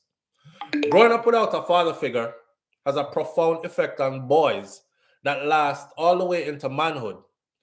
Democrat Senator Daniel Munyan said prophetically in 1965 that there is one unmistakable lesson in American history, a community that allows a large number of young men to grow up in broken families dominated by women, never acquiring any stability or any stable relationship to male authority. That community asks for and gets chaos. God damn. Forensic psychologist Sean Johnson said that the research is absolutely clear. The one human being most capable of curbing the antisocial aggression of a boy is his biological father. On CNN, you hear that? On CNN's list of the 27 deadliest mass shootings in US history, 7 of those shootings were committed by young, under 30 males since 2005. Of the 7, only one, Virginia Tech shooter Soing Hoi Cho, who had been mentally unstable since childhood, him was the only one that was raised by his biological father. The rest of them came from a home that had no father in it.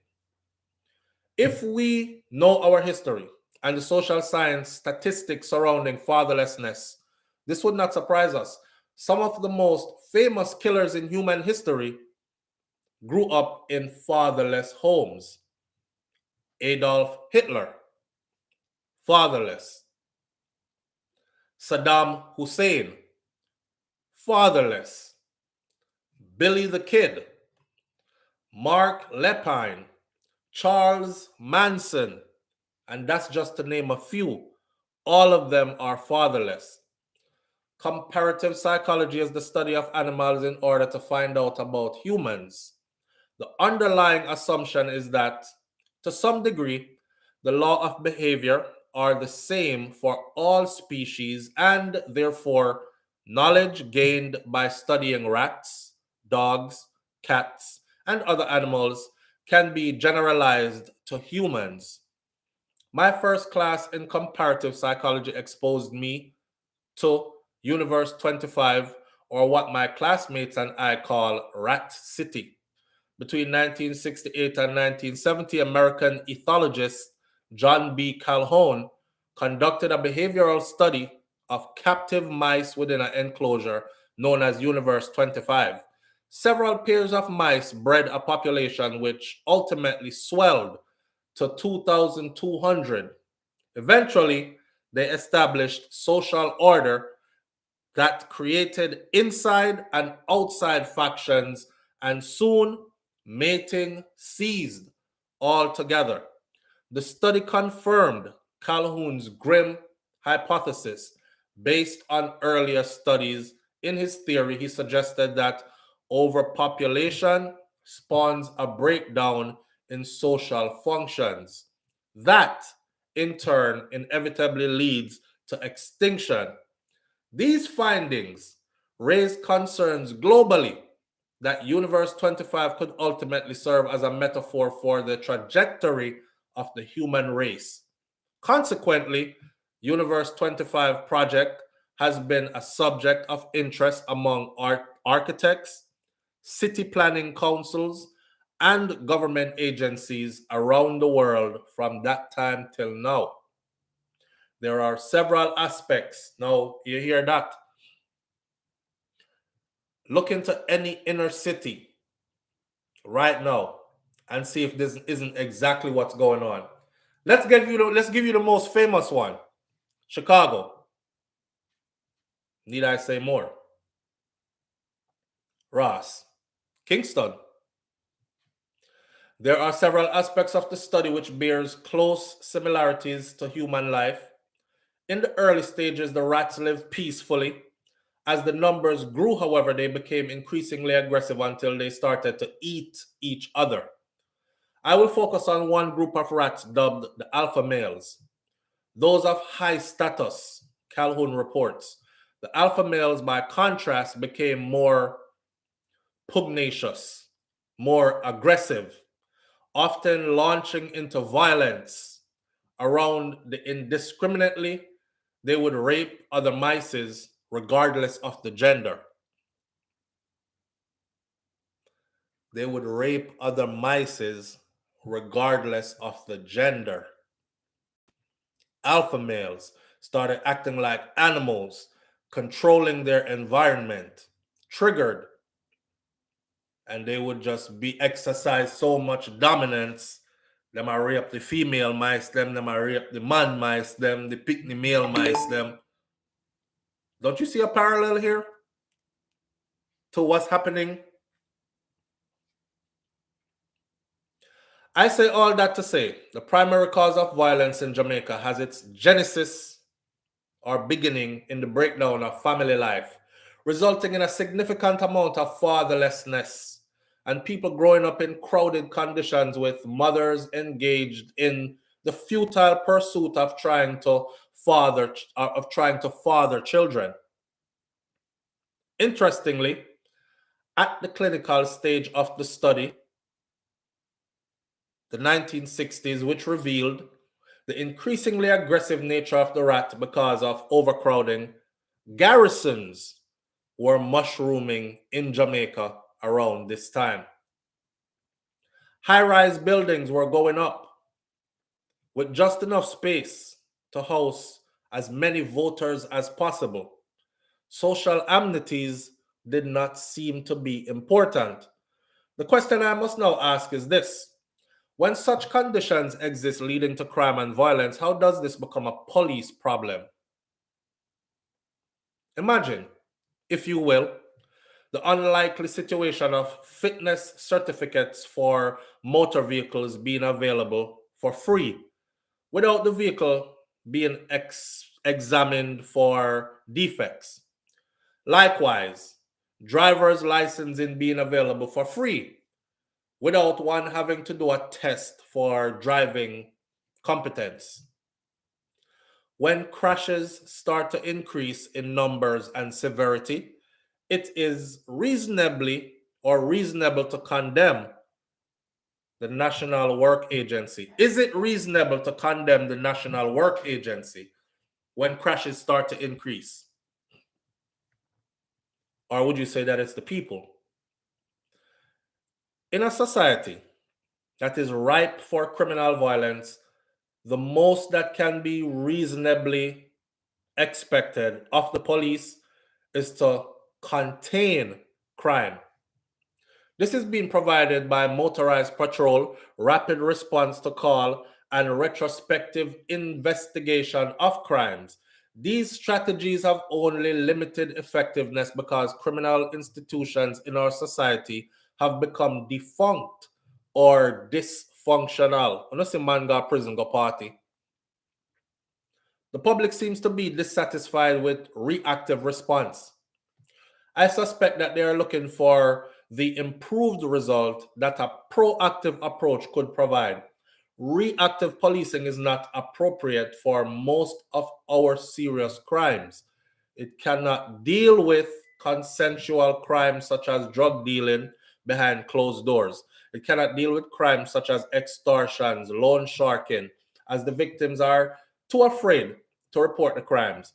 Policing cannot deal with sophisticated white-collar crimes or political corruption in which the losses associated with the crimes are so widely distributed that people do not notice that they are being victimized.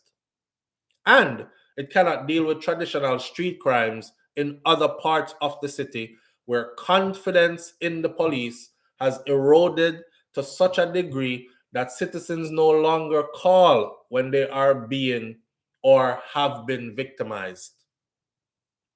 These are challenges for the police force. However, if a sustained reduction in crime and violence is to be established, it cannot come from within the police force or from the Ministry of National Security. Unsustainable living conditions and dysfunctional family life are at the root of the country's social problems. Fatherlessness is a silent killer. It is the most harmful demographic trend of this generation. Fix these and stop giving the police basket for carry water. Glenn Tucker wrote this, and Glenn Tucker is an educator and a sociologist, and he wrote this article right here, which was printed in the Jamaica Observer. Give him his credit, so this is not plagiarism. That was deep. Obviously, an intelligent man wrote that. Well thought out, very factual, backed by solid proof. So, as we see the increase in homes where fathers are missing and women are choosing to go it alone or, pile up with how much baby daddy and them bag of picnic, and poverty is flourishing, automatically she has to go to live where she can afford to live. Government housing, In the US, that'll be the projects. Or if she's getting a voucher, it'll be the communities where housing is cheaper. Now you have a bunch of these same type of people socioeconomically in the same area with the same mindset. What does it turn into? I'm gonna sleep with her baby daddy. I'm gonna take her baby daddy. I want his wife. He want my wife. Children grow up fighting each other, and the gang them farming at the community, and then the community. This is the community imploding and yamming itself. Survival of the fittest stash. And all this because majority of these homes have no fathers. It's no coincidence that they can actually line up the most prolific terrorists and murderers of all time gone down in history, and they all had no daddy in a them house.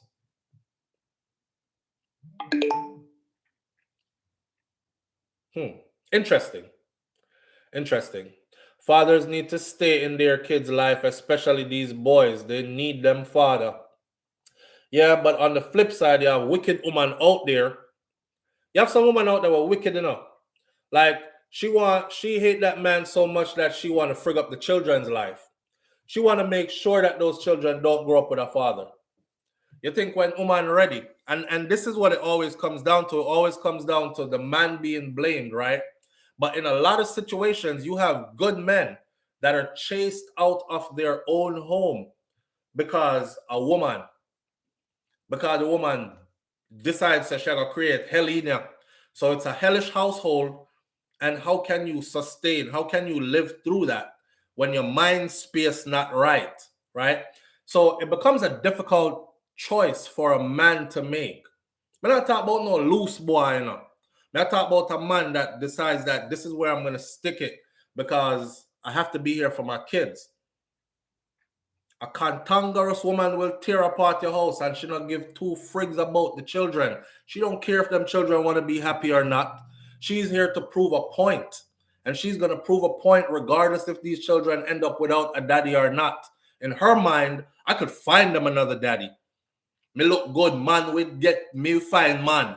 And then they will just have to deal with it. Then I'm going to give them stepdaddy. Or they tell themselves, well, I'm going to do it alone. Right? I don't want no man, I'm going to do it alone. Which most of the time they're lying because they still end up with man. Right? I don't know no woman that have children, left a man, mash up a house, even though she won't say she did it. We'll blame it on the man. Tell a man, say, she don't want no more man. And she actually never take no more man. Very rarely does that happen. See?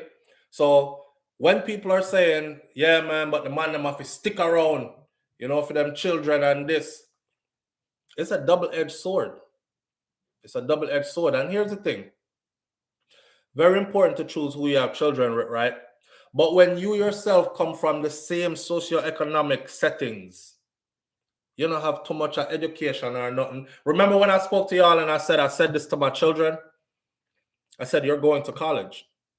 And I'm not talking down on anybody that didn't.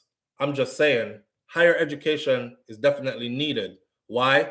Because if you left high school and go to work with no skills and no degree, you're going to fall into that minimum wage gap, low income gap automatically, right? Trying to establish your independence, you're going to find out quickly that one of these jobs can't really pay bills and keep your head above water. You can barely survive. So you're probably going to end up working 2 minimum wage jobs if you're that motivated. Or the next thing that happens, people start to link up, right? It's a girl when we meet at work. So we link up, and I like her and she like me, and we spend most of our time at work. Now, after work, what are we doing? Because we have the same days off. Hey, how about we go catch a movie, go chill by the beach, whatever. A relationship starts to develop. Now you have two low-income people, but you start thinking to yourself, all right, so Let's move in together then. Your salary with my salary, we could definitely get a nice apartment and pay our bills, right? Plus we feeling each other and all that. So we're going to be, now you have two low-income people who's about to produce a child and bring a child into this poverty. And there it starts. It's going to take a hell of a lot now to change the mindset and say, you know what? I need to not follow no relationship through. I need to focus on, even if me I work and save my money, go to school at night while going to work in the day, or go to school in the day and go vice versa. However, get myself a higher education. What automatically happens to most people who are college educated is they end up meeting someone else that is college educated, whether it's in your field that you go to work after or through them long hours that you spent going to school on campus, right? So me I tell my youth, them say, y'all go college and you're going to go on campus because I know what them college years are about. See? And it's just to save that from happening right there. It's a wicked, vicious cycle, you know. So people look at it and say like, yeah, left the picnic, them make them born because make them born and come suffer with the rest of the way. I've heard somebody say that. But once that poverty is something that starts, it just keeps going and going and going. It's very hard to break that generational curse there. Very hard to break it. Most people that are born without, ask them how easy it was for them to get and become somebody with. Very hard. So, lesson of the day is, yeah, men, stick it out, be there for your children. At some point, we need to stop creating excuses or finding excuses for adults, though. You're just a shitty person altogether. And it ain't have nothing really to do with your poverty situation you were born into, because being poor doesn't mean that you're less intelligent than anybody else. Some of the poorest people came out to be some of the most prominent people in society. People just choose differently in life. You know what I'm saying? Some people choose to keep this cycle going, and some people choose to break it. Yo, I come from, my mama had 9 of us, 7 different men. I'm gonna make sure I'm never like that. I want all my kids by one person. I come from a house where food was barely there for us. So I don't want any children until I'm able to provide at least food in abundance in my house where I live at and pay all my bills and still have my head above water where I don't feel like I'm suffocating. Until then, whatever it takes, if I have to put this thing in my arm or put this something in on me or whatever you call it to make sure I'm in a breed, you know, we have to start making better choices, because at the end of the day, these choices come with consequences, and these consequences have societal effects. It's not just affecting that individual. It's not just affecting that family that individual comes from. It's affecting the community that those individuals belong to, include the family. It's affecting every other member of that family, and it's affecting society on a whole. That's a huge responsibility. Let me close this video this morning by saying this. Serious talk though. Again, this is not blaming women. Some women don't catch the reasoning because them get real defensive. This ain't blaming women. I can look at the men and I can say, as men, we need to start choosing better. But you know, nature created us primal. And we see what we like and we like what we see, kind of thing. And if what we see and we like them a give to it, we're gonna take it. That's how we stay. However, it is the woman that holds real power. You hear me say? Women hold the real power. Yeah, because you can't enter unless she tells you it's okay. Unless she open up and gives to you. Unless y'all go rape her. And then there are laws for that. And you can go to prison and all this other stuff, or a family member that will shut off your head or something like that. So it's the woman that has the real power. And I'm going to reiterate this again because I've said it before. when women start demanding better, a whole nation does better.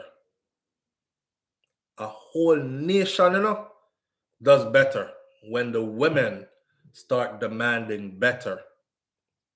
I see people out here saying stuff like, yo, y'all need to stop being so misogynistic and so sexist, and y'all using these women as sex toys and looking at them as sex, objectifying them as sex objects and so on and so forth. And I'm like, who are you talking to? That man didn't force none of those girls to be in that video. He said, he put out an ad that say, I'm shooting a video and I need sexy girls for the video. And 1 million girls show up, ass out, pum pum printers, nipples pierced in a see-through shirt, bend over and skin it out. Nobody forced them. Imagine if that man said, I'm doing a video shoot and I need girls for it. That's gonna skin out. And all that woman them say, this clown, I'm not going over there. I'm not putting myself in that situation. That's degrading. Instead of telling the man that that's degrading, imagine if the woman actually had a mind to say, that's degrading as hell. I'm not putting myself over there. It wouldn't happen. You know what would happen? He would be forced to go back to the drawing board and say, okay, that concept, erase it. Let's do a song or a video now about we got to clean up the content because they're not willing to participate. Women, you are the ones with the power. You fuck a family up or you build a family. You fuck a nation up or you build a strong nation. That man, he's supposed to respect you. Your duty is to give him something to respect. And then he can use all his muscle and power and back you up. And you guys work side by side and build your nation strong.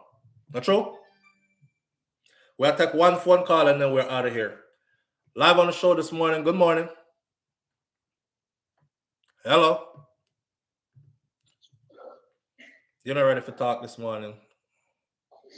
Yes, good morning. Are you there? Yes, I'm here. All right, talk to us now. Do Do you have us on Bluetooth or speaker or anything? I took it out. Okay. Yes. A woman once told me that it can only go as far as she lets it. Yeah. So, because most of us on the live were born because two people were having sex. Nobody was planned. Right. A lot of us are like that. Right. So no one should take offense to what you're saying. Yeah, a lot of oops babies. Oops. Yeah. I'm one of them, I can say. Yeah. My mom and dad were just doing their thing, and I'm a product. Mm-hmm. But then I grew up and I learned that I don't want that for my children. Right. So my dad was not there. So, I grew up knowing that when I have a child, my child would want for nothing. So you decided to break that generational curse. Yep. Right. Yep. It's a conscious effort. Yeah. Once I become a parent, my life is now dedicated to my children. It's no more partying or hanging out or doing stuff. It's just my children. Teach them how to build well. Got one finished college, one in college, and one about to start. Awesome. And none of them were oops babies. None of them. Awesome. They were planned. Awesome. Because we grew up in Jamaica, and it was a thing. Because I have an uncle that they call parish. Mm-hmm. He might have a pitney in every parish. Ross and them call him parish. Yeah, so Yeah, I grew up us. seeing all that and make a conscious decision that I don't want that. Mm-hmm. And that's what. So what you're saying. No one should ever take offense to what you're saying. Yeah, but they will, because I'm leaning more towards our female audience, and for some reason our women have become that you cannot speak to. I shouldn't say our women, but there are too many now that you can't speak to, else they gang up and fly down with all these, you're narcissistic, you're misogynistic, you're everyistic and ballistic in the book. Yeah, they say all of that, and all they're doing is keeping themselves down. Right. Because they start labeling men is going to act like that. Right. You think that's what I am? I'm going to be what you want. Right. Once they realize that, they'll wake up. And some have, but too many still aren't. So this cycle for us as a people continues, but as individuals, we're making changes. Like you did that. Yeah. Like me, I did that. I made sure that none of my children, and even though they might come from different mothers, every one of my children were planned. None of them were oops, baby. And I always prayed and I said, if I increase my status financially, I'll get another one. And I'll get another one. And now I'm at the point where I have enough. I have enough, and I'm sure that even if I'm not here anymore, my children will be good. They won't have to go beg anybody, and nobody will say, damn, his children are suffering because he's not here anymore. So it was well planned. Yeah, exactly. Right. I'm from a large family, and I have 3. I wanted more, but I can't afford it, so I choose not to. I don't want to bring a child to suffer. Right. Absolutely. I have what I can manage. Absolutely, and I commend that. Like earlier, when you was talking, like my son, he's 17 in college, and he could be teaching me about real estate. Right. 17 years old, and he's teaching me. Right. So I make sure I give them all the education so that they could better themselves.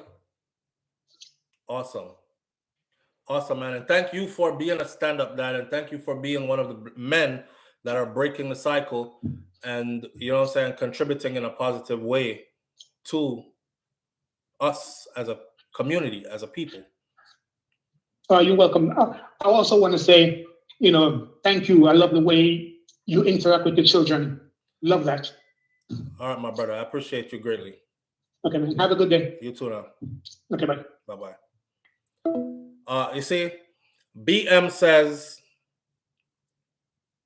comment section right here, BM. And these are, I can usually tell when a woman is like, okay, so for instance, BM, I'm not beating up nobody, but BM says they should be telling the boys to pull their pants up. Okay. It's hard to tell the boys to pull their pants up when the girls got their skirts up and their legs open. You know what I'm saying? Boys could have their pants down all day, but if ain't no crutches getting flung their way, they'll automatically pull their pants up. Y'all don't understand how this works. It's a simple breakdown. I don't know why we got to a place in society where this has turned into men against women, boys against girls, male against female. Everything he says, well, flip it the other way then. Girls, close your legs. Nah. We don't want to hear close our legs. You trying to control us. Don't be trying to tell a woman what to do with her body. How about you tell them boys to put their dick in their pants, huh? How about you do that? And it goes back and forth, and nothing is ever accomplished. Nothing. The reality is, boys ain't putting away dick until pum pum not flinging around no more. So easy crutches out there, body I get sling all day, my friend. Right? And that's just the way it goes. So in other words, then, again, like I said, notice I didn't make you powerless. I made you the powerful one, woman. You have the womb. You are the powerful one. We can sling body all day and we can carry not one belly. You can get breed and literally have 50 picnic by 50 different men. And some of them have 10 picnic by 9 different deadbeat man. I don't know how you do it. And then you still out here talking about ain't no good man out here. They all trash. After you done 9 picnic by 7 different men or something like that. You know? So yeah, you have the power. Tell them little girls, value what you have. Your body is sacred. Let's get back to that. Close your legs. Why are you sitting like that? Hey, get off his lap. You don't sit on a boy's lap. Start from little and early. My boys can't hug my daughters and kiss them up any kind of way. Hey, that's your brother. You hug your brother. Yes. Okay, that's it. Don't kiss her nowhere on her face or nothing. No. I'm teaching her from early. And if her brother can't do that and it's established from home that her brothers only could get like that close, then of course a stranger is way the hell out here. Not true? So yeah, we got to get back to the essence because we lost it and we accepted. Remember we talked about that already? When the skirt did long all the way to down at the ankle, they started talking about women's rights to dress how they feel, blah, blah, blah. The skirt left the ankle and went to the knee. When it went to the knee, man saw legs. Man was like, damn, her calves look nice. I wonder if the skirt them could have been a little bit shorter. The women saw that attention. They were like, shit, I want to be sexy. I want to be seen. I want compliments. So she go from the ankle to the knee. From the knee, half of the thigh. Now man starts say piece of thigh meat. What's when she go give you one of them things that cross over here, so and open it so and cross back over there, so and you say, blood fire, me swear, me say pum pum. No, me like short skirt. See a woman them see them say yes, the man them pay way more attention the shorter the skirt is. Let's take it up a notch. Now we want some little tiny skirt. If me sneeze, so skirt fly up. Yo, dog, she now wear no panty. Me see it. What a girl sexy man her body around no blood. And she go out the road just like that.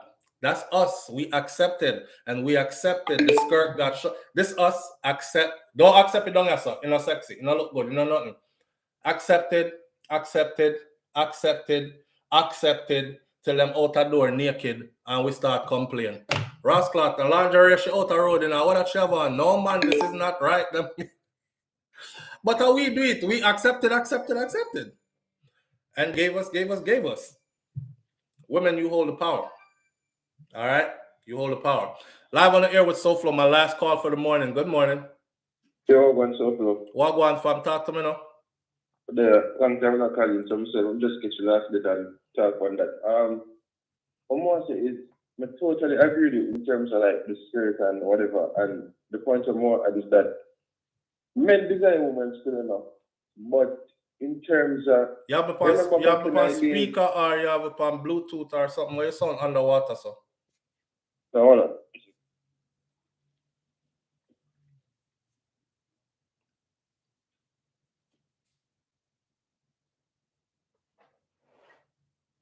The man who made this miniskirt just died.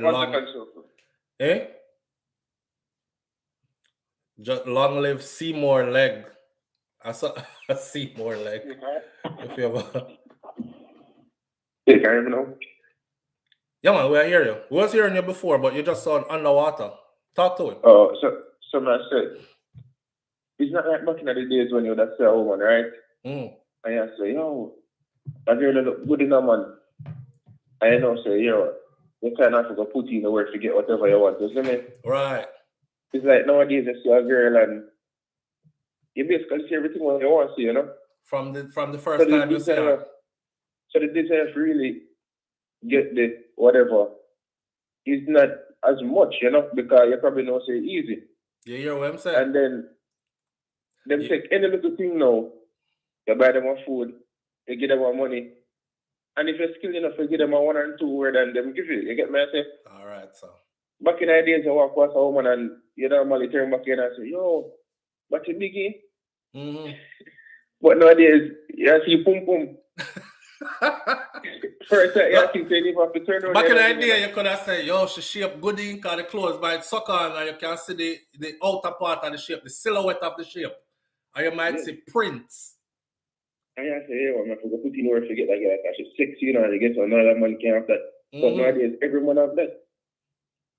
Yes, my So in brethren. terms of, when I say men mustn't have respect for women, and there are some men who do have respect for women, you get me? I say, Mm-hmm.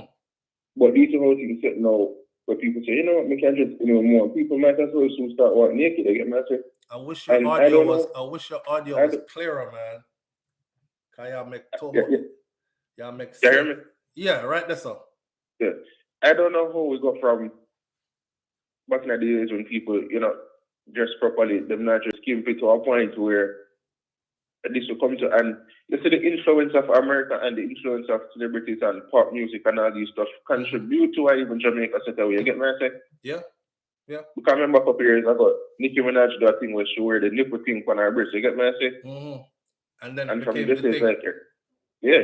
Yeah. Even before And that's her, it. I think Lil Kim was the first one that came out on an award show, and she had one breast out with only something covered the nipple. And it set off. And ever since then, women were Nicki Minaj she come after Kim, Lil Kim. But them. But these are who they use though. Them they use. That's why when you hear some people say that artists that sell them soul, they'll give them the money to push a certain agenda. You know what I'm saying? But remember, people need to understand that I go on because I can't remember the guy's name, but he's an actor and his character is more of a fighting thing, you see me? Then when they have characters for movie, a fight, they make them fight. And the man say in Hollywood, the man them come to him and give him a gear role. The man say, that's not who I am. But yeah, some of these celebrities who, when they go to them and offer them the money and say, yo, when you do this more you push out, this more you influence, they will do it. Yeah. And, the younger generation, remember man watching over there in future, so like, even if they know that Sophie influence strong, because I think some people that say, how are he made them start taking money or something like so. I don't remember what it was. Not saying force them to take it, but the influence is definitely strong when you come on to celebrities, especially the American celebrities.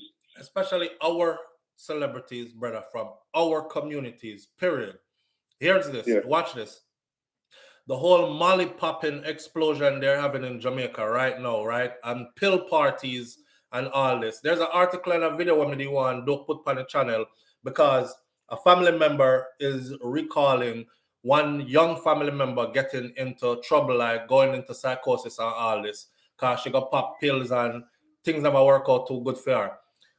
All that comes from anything the US do, Jamaica follows. The internet closed the world, put everybody together.